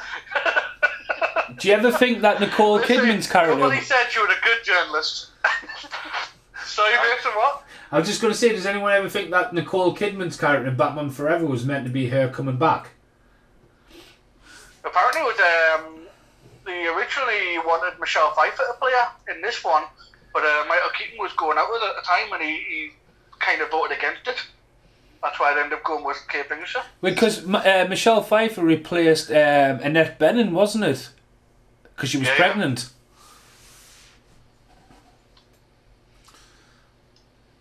I'm Batman. So it's interesting that I'm looking at a site at the moment, and I'm not reading. It's difficult to read. So I'm guessing these didn't come out the weekend, but basically historical UK weekend box office. So the 11th of August to the 13th of August. Now I don't think all these came out the same weekend, but if they did, it was mental. So we've got Batman, got License to Kill, Karate Kid Part 3, Indiana Jones and the Last Crusade, Land Before Time, Police Academy 6, City Under Siege, Mac and Me, Dirty Rotten Scoundrels, 8 Men Out, and Hellraiser 2, Hellbound. Back in the day, though, films used to be in the cinema for ages, though, weren't they? Well, that's it. We've talked about before, like where something comes out in America takes ages to get to UK and stuff like that. Well, that was it. But back in the day, you used to go in the pictures and like you didn't have trailers or TV spots and all that. You know, you relied on VHSs, and even VHSs, you wouldn't get like a coming to the pictures one unless it was a big fucking deal. It would be what was coming to VHS.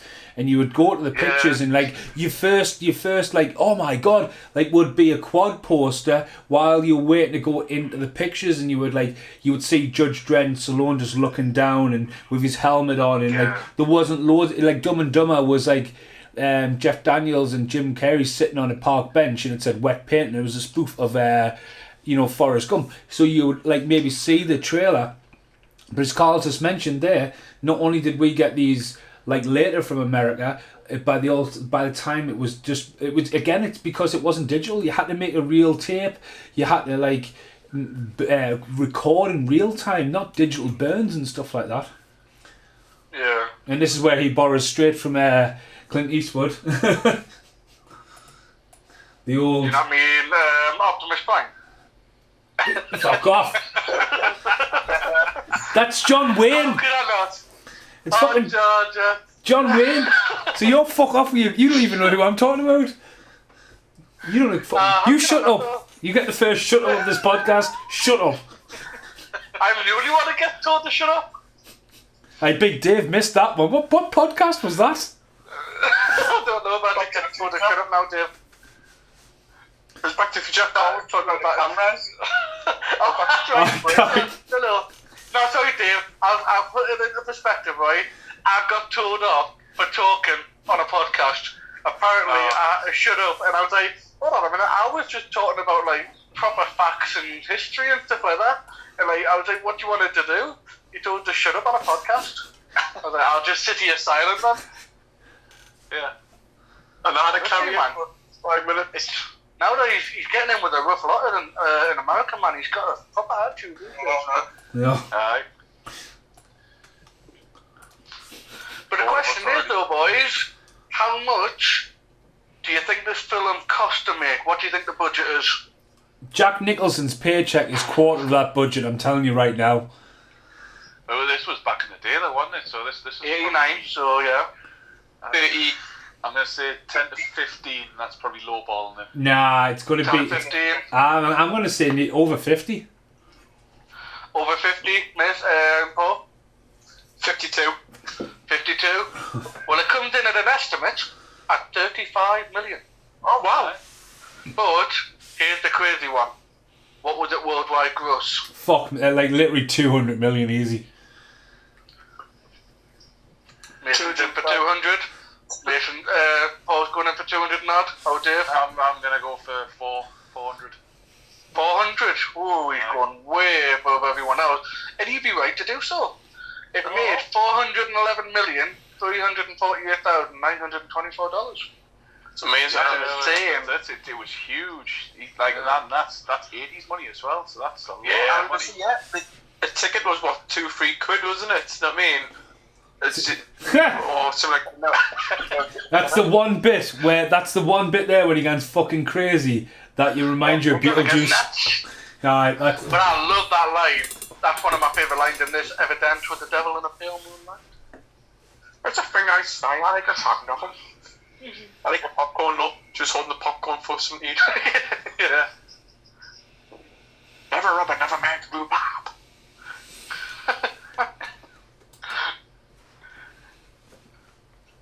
What's that picture? Just some guy sitting with his legs spread, but you see another head. It's almost like he's getting sucked off on the beach. In his fireplace. Kind of a back, well. Listen, just because you posed for a Paul, it doesn't mean you own it. My fireplace currently has my TV on it, actually. Yeah.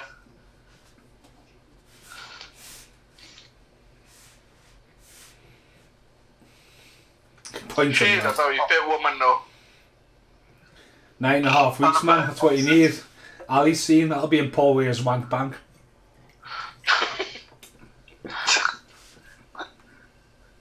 It's not a bank. It's a reservoir. It's a reservoir. I was going to say that, like a vault. It's like a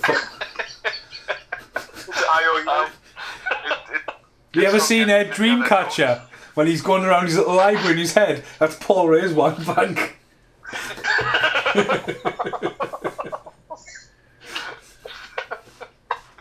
Same shit, different day.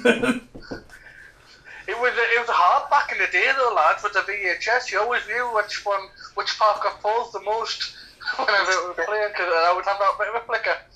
You know, Well, you ever remember Monsters Ball? You rented that, you weren't seeing Hale Berry getting booked anymore. Billy Bob Thornton, it was just gone. 9.5 weeks.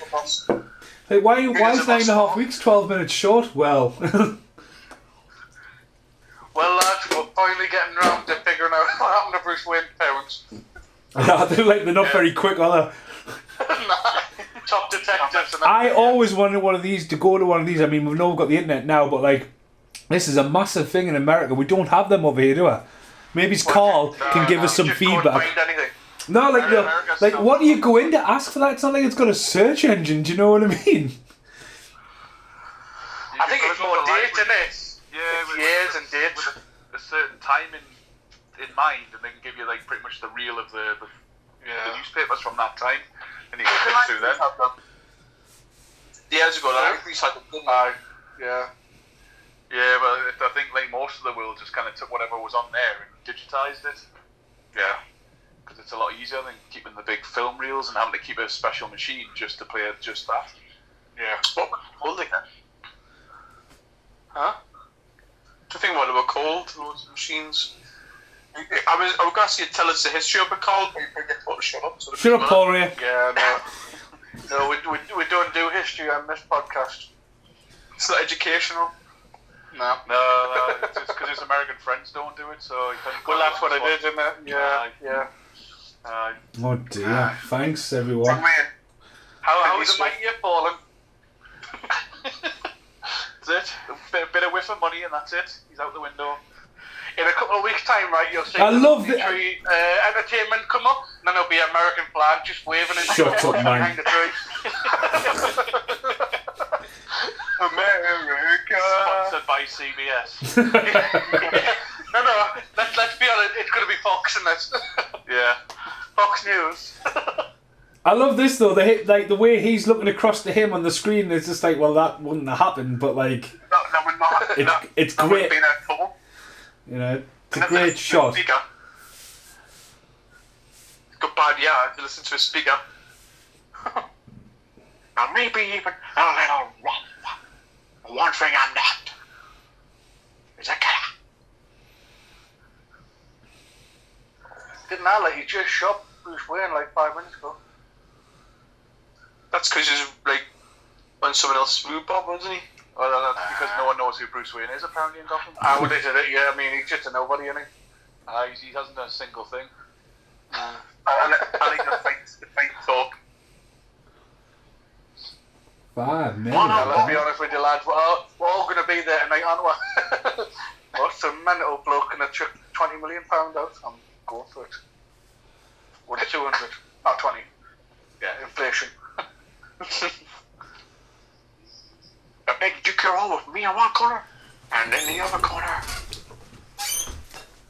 the Batman.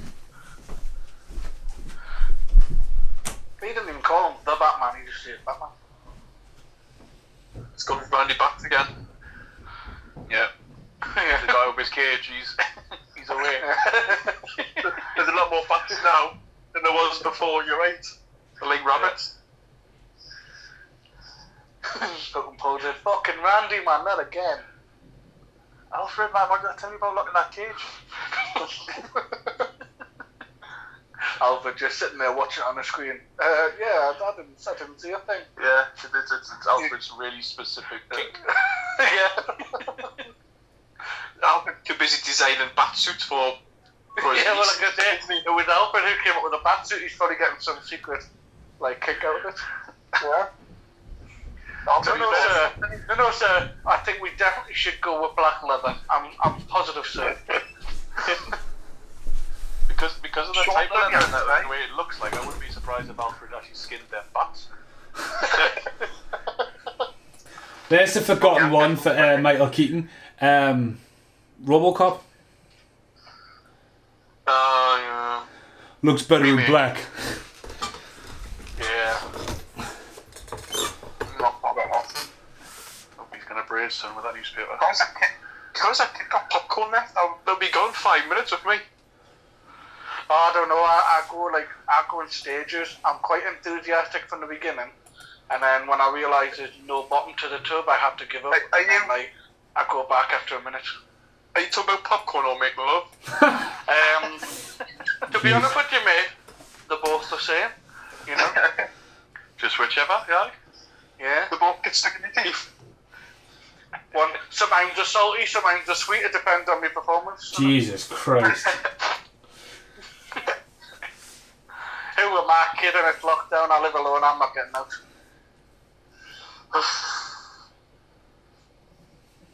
The cast had a young Jack Nicholson, right, didn't they? Yeah, that was definitely intent. Not this guy, obviously, the guy in the shadow. I was about to say the make pearl necklaces much better back in the day because they didn't fall apart at all there. Are you talking about the film or anyway?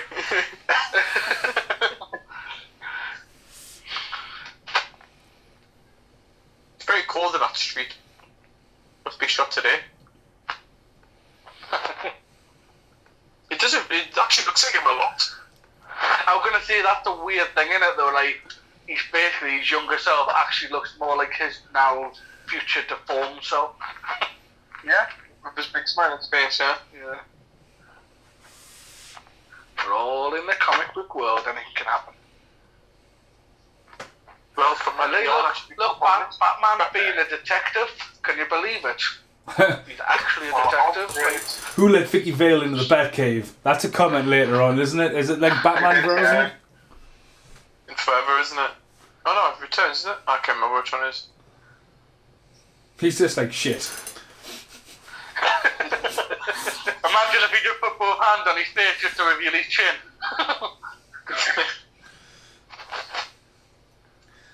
She's like, I didn't know what you looked like a few weeks ago. I understand you're Bruce Wayne. I was going out with you, but now you're Batman. It's just like, yeah, it's literally. She discovered he's Batman before she discovered who Bruce Wayne was quicker.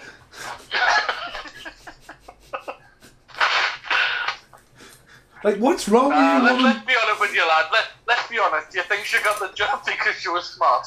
A very 80s style of thinking, but she might have been a popular. She's a great actress. She's mint in 8 Mile. Oh yeah. Wasn't she in My Stepmother's an Alien also? My stepmother, yeah. With Dan Aykroyd. Well, hang on. Is the connection there that Alec Baldwin's in Beetlejuice and she was married to Alec Baldwin, wasn't she?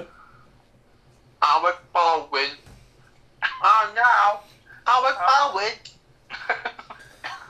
I think that was a connection. I think that's... You always look for some kind of connection. No. Well, I mean, at that stage, I mean, like I say, they're all connected in a way. Like I say, they were going to put in Michelle Pfeiffer because she happened to be with Michael Keaton, and obviously she steps in with Batman Returns. But you know, everyone's always on their own doorstep. That's true. Yeah. But it can also be deadly in the kiss. Spoilers. I love that. It's such a great shot. The whole painting his eyes thing's like what goes wrong in Batman Forever, Batman Returns, when he can see he's about to rip his mask off and he has no black on his eyes. Yeah.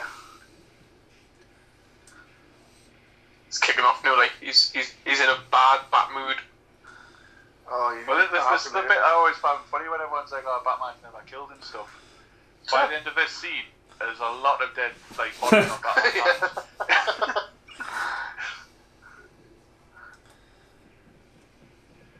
Just drop. That's going on again. The Batmobile there looks like a 1950s one, doesn't it? When it's all covered up with shields. Yeah. Boom. Yeah, they're all fine. They're all fine. There's nothing wrong with them. No, they're perfectly fine. It's not really a walking off kind of thing, is it? Nah, they've done it. They've just got out the back door, man. You give them time to get out. Just after it's finished exploding, you just see them just limping out, going, no, it's fine, don't worry about it. The other one trying to put the other guy's back off, fire off, just, don't worry about it, it's fine. Yeah, just cool. No, one comes out screaming and all of a sudden you just realise he's got something in his eye. Ah, there's a spark. He's definitely got an Alexa for his car. See, this is very comic-y. I like this. The helicopter with the Joker symbol on it. Yeah, that's very comic book. Of course, he would have his own style helicopter. That's Michael. That's 1966 Batman. Here we go. There's the best music. That's total like a noir look to this, like a musical coming in. The fact that they've really emphasised how cold it is, but like how many people are sitting outside of cafes and stuff like that. I think it's just because it was filmed in Britain. I think that's why. Yeah. I wish I could say in a cafe and have a drink. You can. I mean, you can't buy one of them, but you can. There's nowhere to sit these days when anything's all boarded up. You can sit next to Greg, can't you? Chairs have gone now.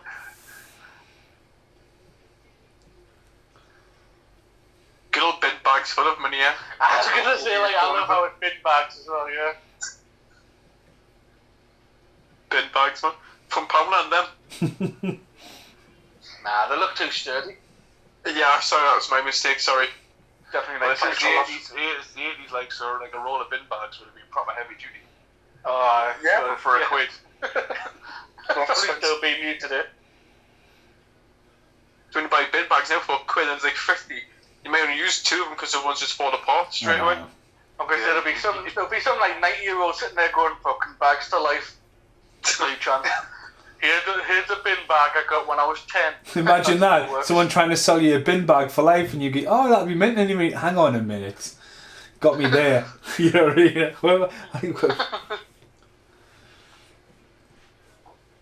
My bin didn't get empty today and I just watched the bin men from my window just sit in the bin wagon just going, I'm not going up that hill because of the snow. So I took a picture of them. Thought, yeah, if you don't empty me bin tomorrow, I'm going to put that on fucking Twitter.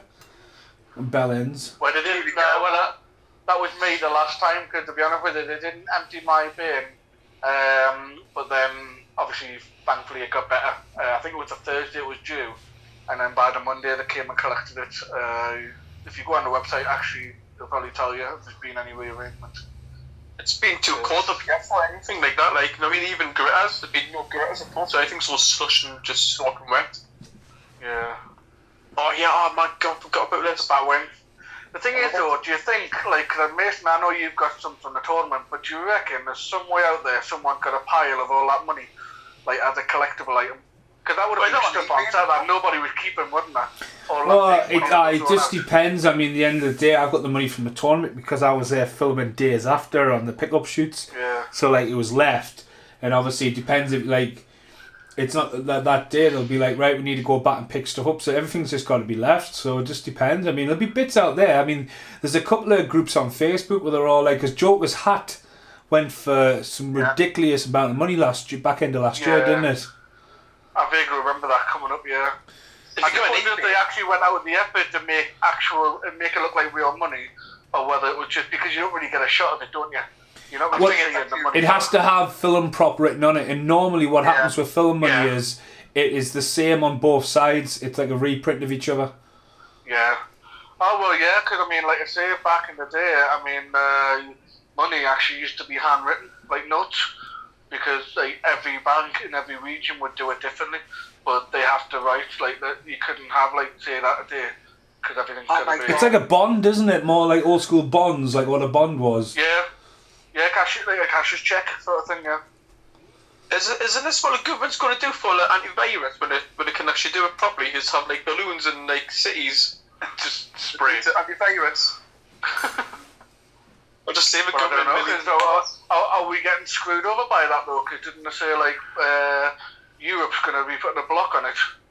So now that we're not a part of it, we'll have to probably end up paying extra. They had to do a U-turn on that because we were just like, you can't just do it like a drop of a hat. Yeah. Mick. So they were like, yeah, if you want to block it, that's fine, but not now. Yeah, that's it. What you have to do is just so you can give some money out. And cancel the ban. Let's get a baseball bat. Antivirus and sorted.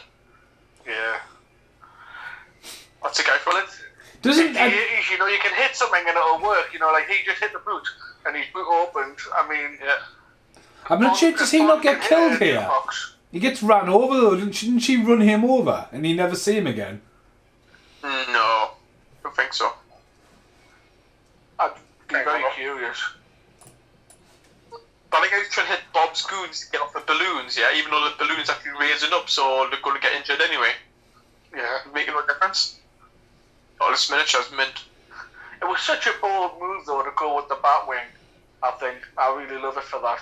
Because for the tone of the film and the way it's been going so far, I don't think they needed to do it. That's a mint stunt, that, like. There was no, like, pressure to do it. See? Action news, see? Action news. The bit where it flies up to the moon, it's just amazing. Like that scene actually is the album cover with the music in it, the score. Yeah. Did you have the Batwing in the toy? No, I tried the Batmobile and the Joker. But the Joker never actually looked like the Joker because I think it can have a likeness of Jack Nicholson or something like that. If I remember right. Oh yeah, no, definitely, yeah. Hold on a minute, she could have stopped. I see she ran him over there, yeah. Typical woman. Fucking dickheads. Fucking hell, guys. They'll not blame the man for it though, will they? It had them as well on the toy. On the toy, it had that on the front. It like had a little bit of a scissor thing, so you could actually chop it off. Now it would have "Do not put your finger in here" written right up the fucking top of it. There's a toy. Yeah. They made a rubber or something like that, man. Now it was weird because it had to be, you had to assemble it. That's why it was kind of big, because like the wings. So it was almost like it looked like a torpedo, and then you had to click the wings on either side for it to be completed. But Bob, I remember gun was like that. You have to build it from the start. It took like hours to build Action Force sets. I'm sure it just recently came out as part of the Lego range. Scale. Yeah, I think so. Isn't what just happened there a smaller scale of how the Dark Knight Rises ended? Didn't he like come along with a Batwing, get something that was going to destroy the city, and then drive it out? Yeah. He just copied the bloody. Poor Bob. Yeah, but then to be fair, that's the problem with the Dark Knight Rises, where it's basically Nightfall with Dark Knight Returns. He just rips the pages out that he liked. Yeah. Stuffed it together and went, right, this will somehow make a film, and the fans will love it because it's all the iconic scenes. Yeah, well that's it. Yeah. Well, Bob's just been fired, literally. Yeah. Here it comes. The moon. Oh, it's just so brilliantly bad. Great. I love it. I mean, he just did that for himself. No one's seen that. You know what I mean? Yeah. There was no purpose at all for that. Thousands of people die, you know, just vibe in the moon and do a lovely silhouette. Obvious action figure there. No. Yep. And not the fact that, you know what I mean, if someone was flying around there, you would have all the fucking, you know what I mean, you have the Air Force on you straight away. The unidentified flying object. I love this gun. We haven't got the bat single, have we? Not yet. Not this one, no. No. That's obviously where the idea comes from. So this was reused in, obviously, with a Tommy gun though, isn't it? In Batman, The Dark Knight, this bit. In Dark Knight again, same scene. Eye test. Use the Force, Bruce. Mason, you're going mental at the... Oh, they have gone like binocular style. It's a terrible look. Batman didn't use guns at all, did he? No, or explosives. No. This is absolutely awesome. Cracking aim though. This gun, it's my favourite bit of the film, I think. It's awesome. There's no way he would have got down off that float before with that down his pants. It's just... No, it can't be done. You've just got to tuck it to one side. It's easier than Is your gun not that big, Mason? No. I mean, poor Tackleberry from Police Academy would have been like, oh no.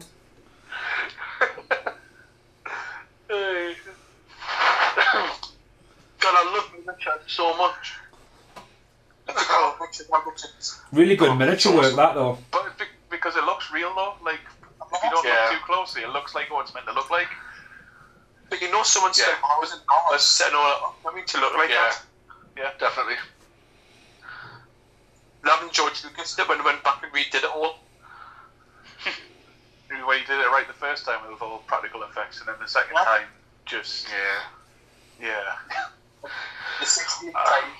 Yeah, I mean that's the problem though. Like he did it too much. I don't mind the first time he did it because to be honest with you, as a filmmaker, and then being introduced to all this new like technology, it must have been like kind of blinding to go, oh, I wonder what the possibilities are. And obviously we can all say now that the originals are way better, but it was kind of probably like it was kind of admirable to say like you were willing to take a chance on it. But then obviously, after the third and fourth and fifth and sixth time we did it, it was like, okay, George, you're losing. Yeah, the first time I didn't mind it as much, but again, that was my first experience with Star Wars. Yeah. So I kind of enjoyed it, but like you say, it's when you go to later iterations and you're like, oh, there's another bit of CG, there's a new rock for no reason, and there's... We're going to say, like, how many times is Jabba's door being chained and, it's like, the amount of times Obi-Wan dragging Cole. Yeah. One of the worst ones I ever seen was, have you seen a film called Extra before? Not British film. No. It's got a bit of a cult. XTRO? Yeah, Extra. Yeah. It's got a bit of a cult following, and the director's only ever done 3 films, and like sort of I picked it up in a special edition, and I watched it, and I watched all the extra features, and I was getting all right. So I'll do a podcast on it. And when I did the podcast, I did the director's cut. And straight away, I was completely and utterly caught off guard because it literally looked like someone had uploaded the film onto a computer and the director went, oh, change that colour, that. It's one of the worst looking Blu-rays I've ever seen, like playing with Luna keys and font and changed. I was just like, this looks fucking terrible. So it's just leave it. He's just been talking in over those church. Oh, it's probably because he crashed from the sky. Was he not drunk? Yeah. Flying and drinking flying. He's Batman, not Tony Stark, remember? I just love how like he knocked a bench over and it just so comical that it had to knock like the other 20 in front of it over. Yeah. Like I'm not being funny, like I'm not a massive churchgoer, but I know those shit are heavy, you know? You know, that's not gonna... Like the frames at school, PE, those frames, they're like... benches. So it looks like I forgot that gun is an extendable gun, so it must have extended in his pants. Okay. Does it happen to see Batman? got excited for the Batman. Yeah. I mean, it's a shame it was fire and blanks, like, but you know. And those wonderful targets. Oh, there is police in Gotham City. Aye, and they're all like black leather, apparently.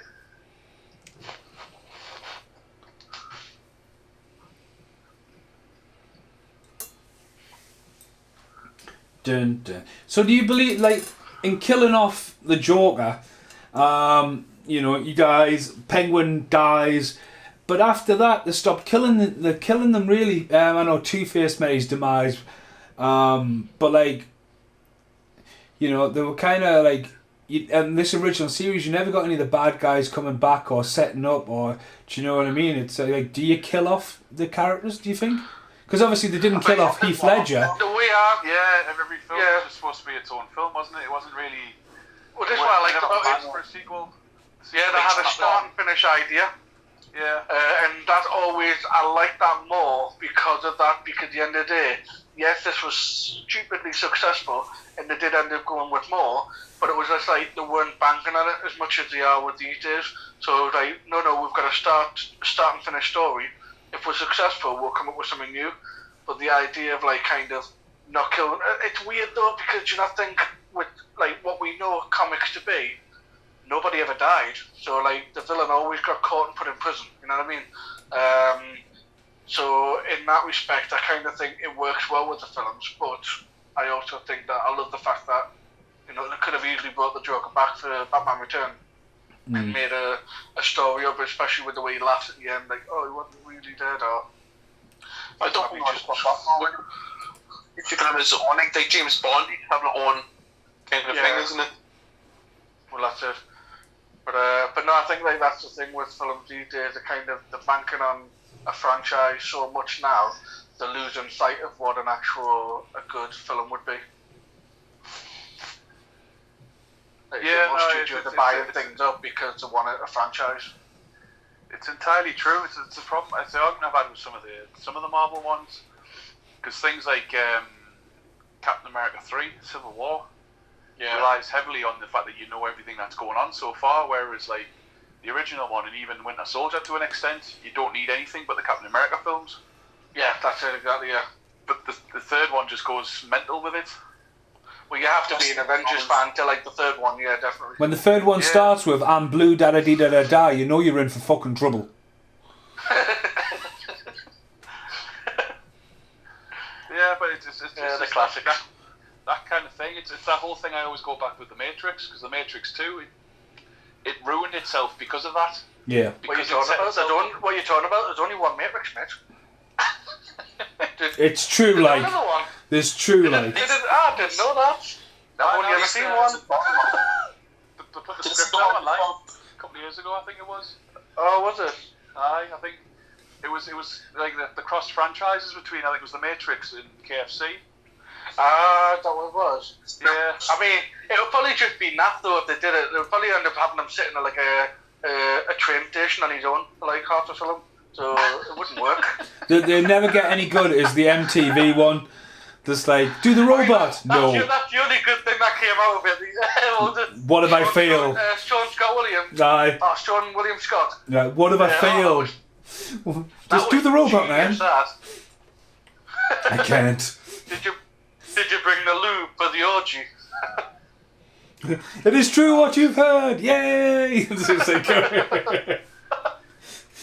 Yeah. No, I only own the first Matrix. I mean, don't get me wrong, the second one, there's one or two things you can probably find entertaining about it, but no, to me, it's just like, it's such an originally great idea. I kind of almost ruined it for myself originally because I was in Spain. I was like, obviously only a kid, in this proper classic British cafe in Spain, were advertising showing the Phantom Menace and the Matrix like 6 months before they came out in the cinema. It was in my head, as a child, I didn't think of it. I just thought, they're showing these films, fantastic. We turned up. Me and my brother were the only two people, and it was like proper like furniture, like garden furniture, and it would like, you know, like when VHS piracy was like so orange and the skin was so like yellow. It was that, and I sat and watched half of the Phantom Menace, and I was like, I can't do this to myself. This is awful, you know. And so apparently my brother stayed to watch Matrix. He said, you can't say anything. It's so black. And I was like, yeah.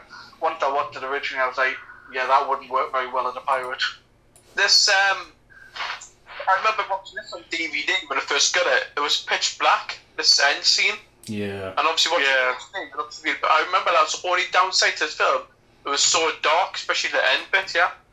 Oh, this is stunning, this in Blu-ray. I feel like every scene I've seen so far is perfect, but yeah. Is she drugged, didn't she? Ah, she is. She's been roofied, hasn't she? Is she? When did you do that, like?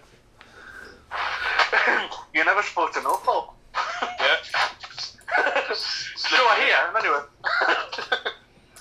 To be fair though, no, she can't be, because she seems alright now. Unless you just kind of be a limp and say, I'm not playing along with you. Oh, I wonder if you can extend it again. Wow.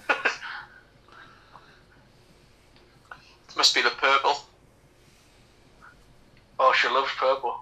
What's going down on See, him? that's quite an adult thing, not like for. I mean, clearly they're not going for kids, but at the same time, they know there's got to be kids turning up for this. But then again, you got the Ghostbusters blowjob scene as well, so you know, blowjob scenes were funny back in the day. It's got the same hairdo I have in the morning when I wake up. At least you've got hair. Oh, I just look like Cousin It. Just, and sometimes it's just like, you know what it is? This is the way it's going to be today. I'm not going to change for nobody. See, you're going on about there. It's such a. By going for 12. What? I thought it was a PG. That's 12, isn't it? No, it's a 15. Well, IMDb has it as a 12. Well, 12s didn't exist. The 12s didn't exist when this came out, mate. Well, it is now, though. It's definitely a 15 on the box. See, My Steelbook didn't have an age rating on it. Well, Steelbooks don't. They come around with that stupid cover. Does yours, Dave? Mine just says it's a 15, but it's for the full box. Right, so it could be. But then again, it does say Batman Returns is a 15, so it might be for that. Yeah. Because the age rating's on your actual disc. Obviously, I can't look at the disc while it's spinning. It's definitely a 15. Oh, wait, put some effort in. I've still got the VHS.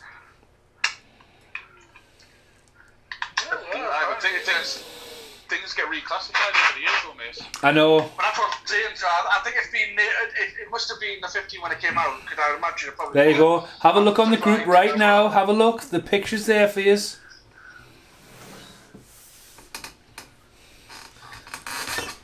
Dun dun dun. Oh shit, it is a 15. Nah, that's Photoshop, that man. I don't know, like, it just goes on mental here, like, isn't he? Just, I don't know. Oh, he's just lost the plot, like. Well, he's got nothing to lose, has he? He's just, that's it. Nah. Well, it was never, I think, to be honest with you, is he not, like, banking with this? With the helicopter? God, that guy's teeth like, are horrible. They have no idea that I've got a plan and I'm going to escape. I mean, being old, like, could I be shitting my kegs if I was stood on that building? I miss the best bit where the best line goes, but like Beauty and the Beast, but everyone calls you a beast, I'll kill them. So I forgot about that line, that's awesome. That downward looking shot of him when it was up there, his jacket looked a completely different colour. See if we get another shot of that. Yeah, he's probably got a couple of variations. It's probably because of how they have to blend it though, don't they? Because they have to blend the video footage with the picture, like the drawing of the city.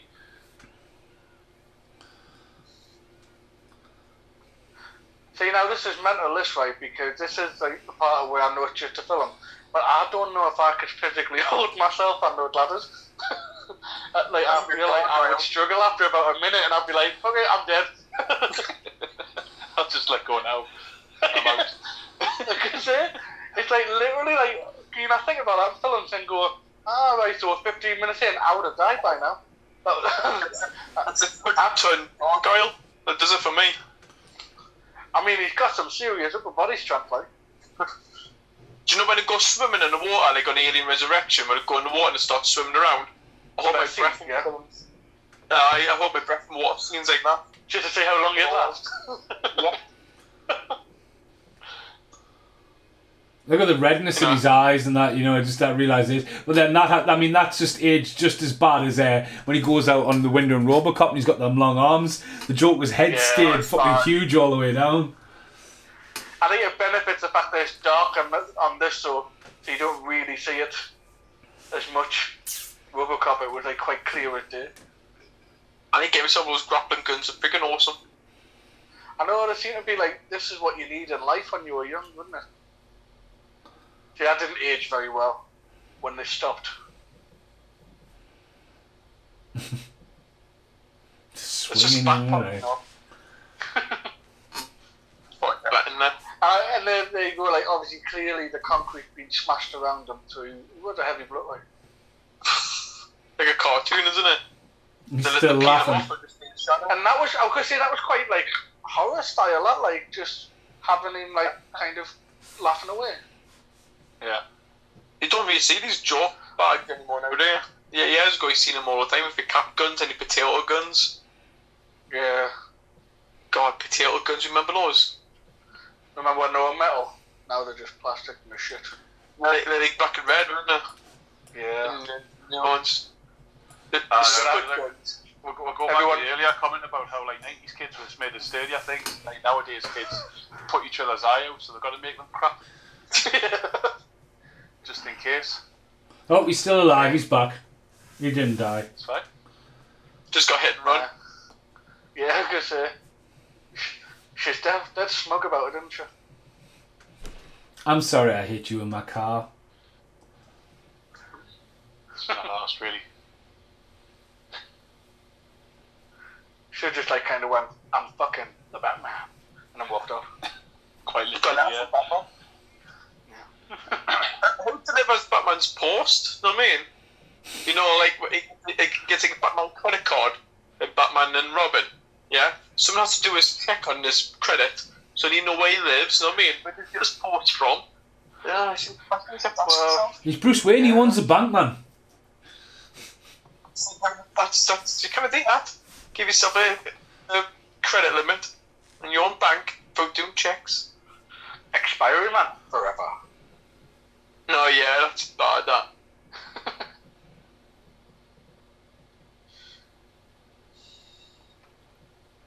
I did have a little bit of a nerd kind of argument the other day watching a movie trivia, and it was quite a high stake question, and it was how did Batman what did Batman do at the end to help Superman's mum out? And like the guy answered, he bought a house back. And I was like, no, he fucking didn't. He didn't buy the house back. He bought the bank. That's a different purchase altogether. Yeah. I was like proper nerding out, and I was like, this is ridiculous. And he lost the game as well, so I was like, he lost it for that. Yeah. He bought the bank so he could own all the properties of the bank. Yeah. Now, are we established now that Alfred is actually just Batman's pimp? He's a slave. Just picking up girls on the street and saying, here, want to come back to my cave? Here comes the lovely theme. Do you want to come and see me Randy back? I was literally just about to say that. I was literally going to say, you want to see me Randy? Aye. Caged up. I love this fanfare. Ding. That's a good shot. I like that shot. It is Batman forever. Not yet. It's a return first. Return then forever. Yellow. Classic black and yellow. Yeah. So how many Randy Bats I'm guessing it's going to be in a Paul Ray? That's not how many wonderful boys, right? But that sounds better. How many wonderful boys? I don't know. So yeah, that's it. I'd give it a solid 9.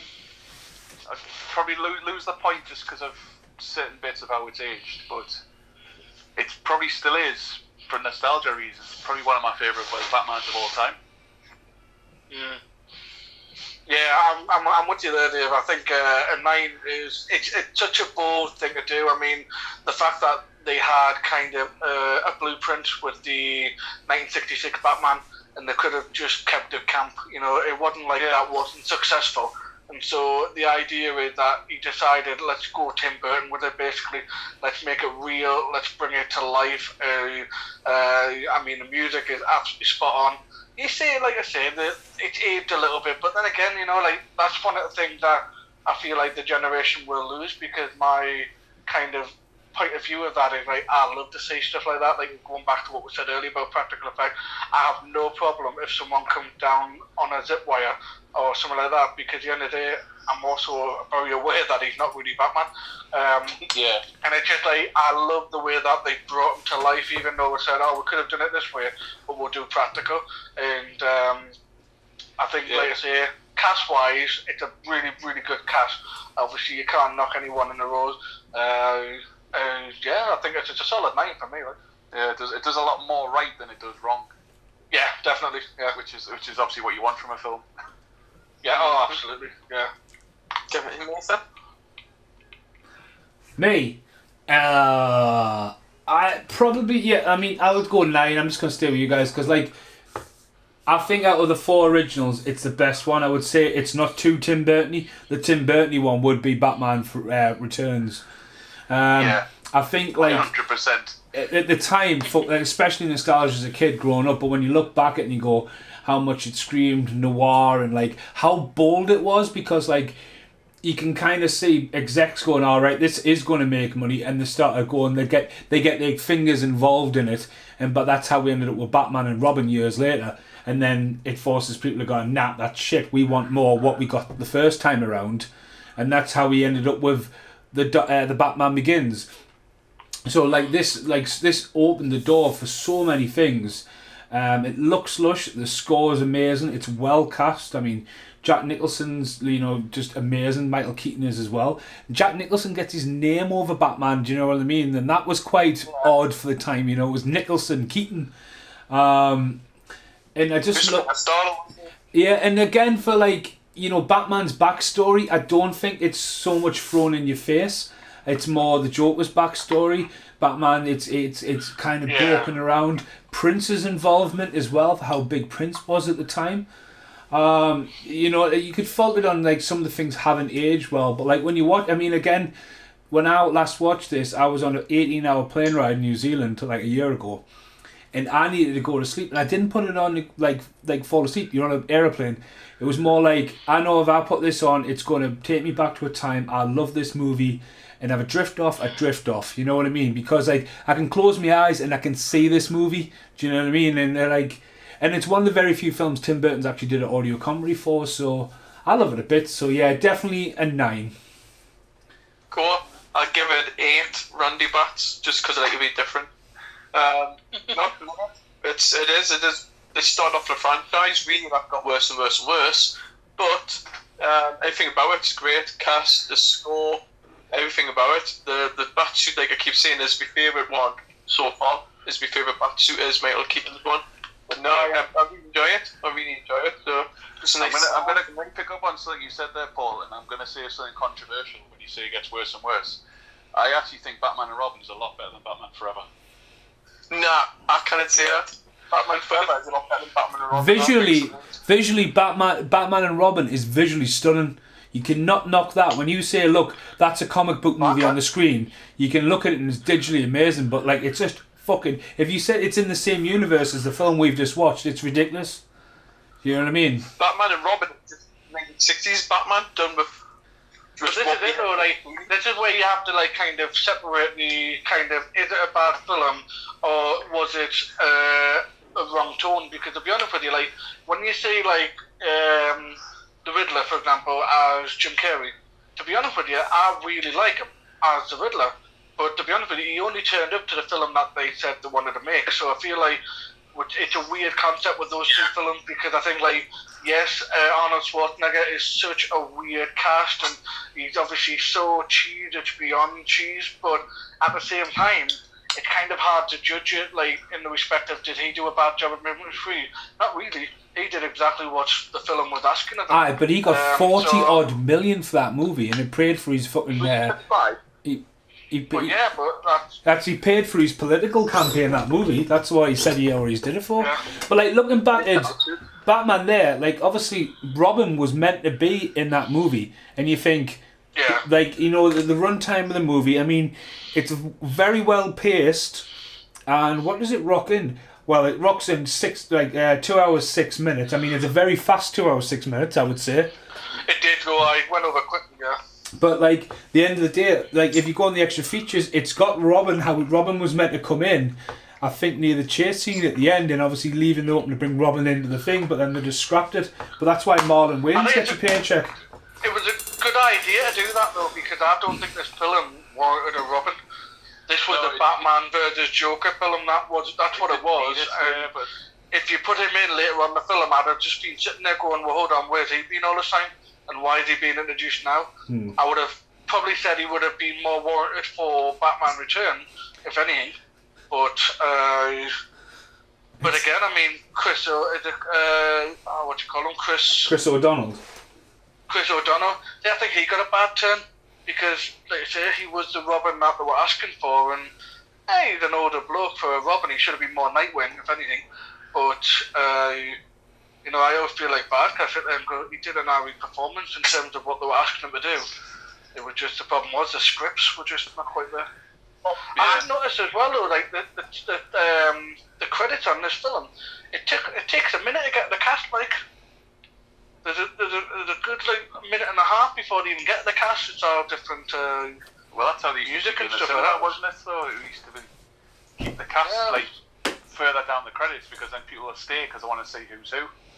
Whereas obviously nowadays it's because you put the end credit scene on, and the whole point of the end credit scene isn't to set anything up. It's literally just to get you to sit there and keep the credits. Yeah, it's just it's another way to balance the union because like back then when you made that film, I mean, I'm on the warnings now and it's just going on and on and on. But like back then, I mean, I'm like Japanese now. Like when you go on IMDb, it's like uncredited, and like people like doing all this work, weren't getting credited till like there was a union, especially with digital arts. When everyone who's literally drawing a fucking line has to have the name on the film and like it has to have all that, and as Dave says, sometimes in the Marvel universe, but sometimes it's just to set something up and left it open and stuff like that. But it's, you know what I mean. Credit rates are different. I suppose it's got to come down on music, but other than like the MCU world, did you ever sit and watch like the credits all the way through, knowing fine well there wasn't going to be an end credit scene?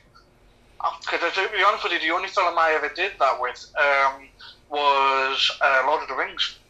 I always, I think it probably had heavily to do with the music, but I always, for some reason, with those ones, I would happy to sit until like the very, very end, and then it was finished. Whereas some film now, it's just like after about 2 or 3 minutes, I just stand up and go. So that's what I mean. If there's no end credit scene, nowadays I'm just gone. Yeah. But going back to before when I cast Batman and Batman Returns together, then 3 and 4 together, if you know what I mean, Batman and Robin together. So cast it that way, like. But if you class it that way, then the first half's the worst of that film. Yeah. Shut up, man. Argued them too great. Can't really get into that with you, Paul Reeves. It's going to be a. I'm actually generally excited now for the next ones. I feel like it's going to get. I mean, this was fun. But when we get past Batman Returns, it's going to be something different. Like. It is. It's going to be with that series. I don't know if anyone's going to top Randy Batch. I don't know. We'll have to see if Randy makes a reappearance. Now I want to see. The downfall of a podcast. Hey, it's the height of it now, man. That's why you leave them before, is it? Got to Americans. We've let you down. What? Yeah. You let us down. We haven't done a podcast for over a week. You talk about letting me down. Fucking hell. Just because I told you to shut up. If you pick good films, Mason would be alright. I've been Biodome is the perfect film to do in isolation. You know what it is though? I just don't think I've got the mindset at the moment to take a Paulie Shaw film.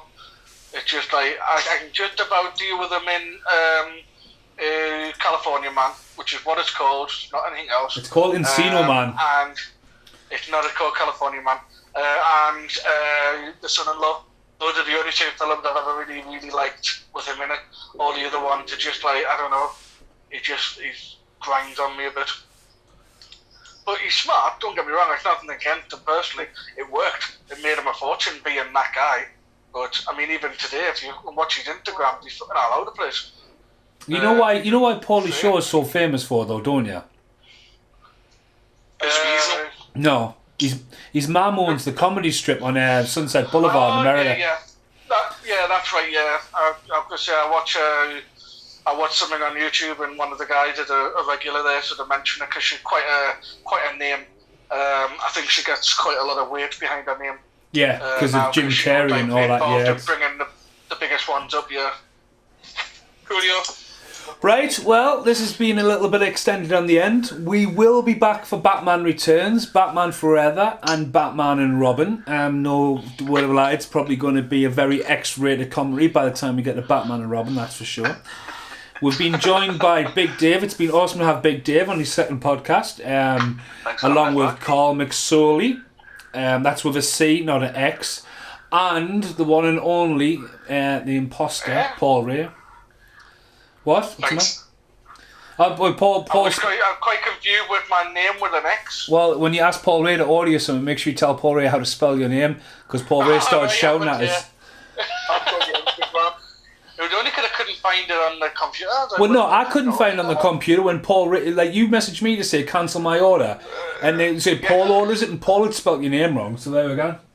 But no, he is right, that's how I spell it on my Instagram, because I don't want to put my real name out there in case I get famous someday. I don't want to have to go through that palaver. Right, for now, thanks everyone for listening. Goodbye for now.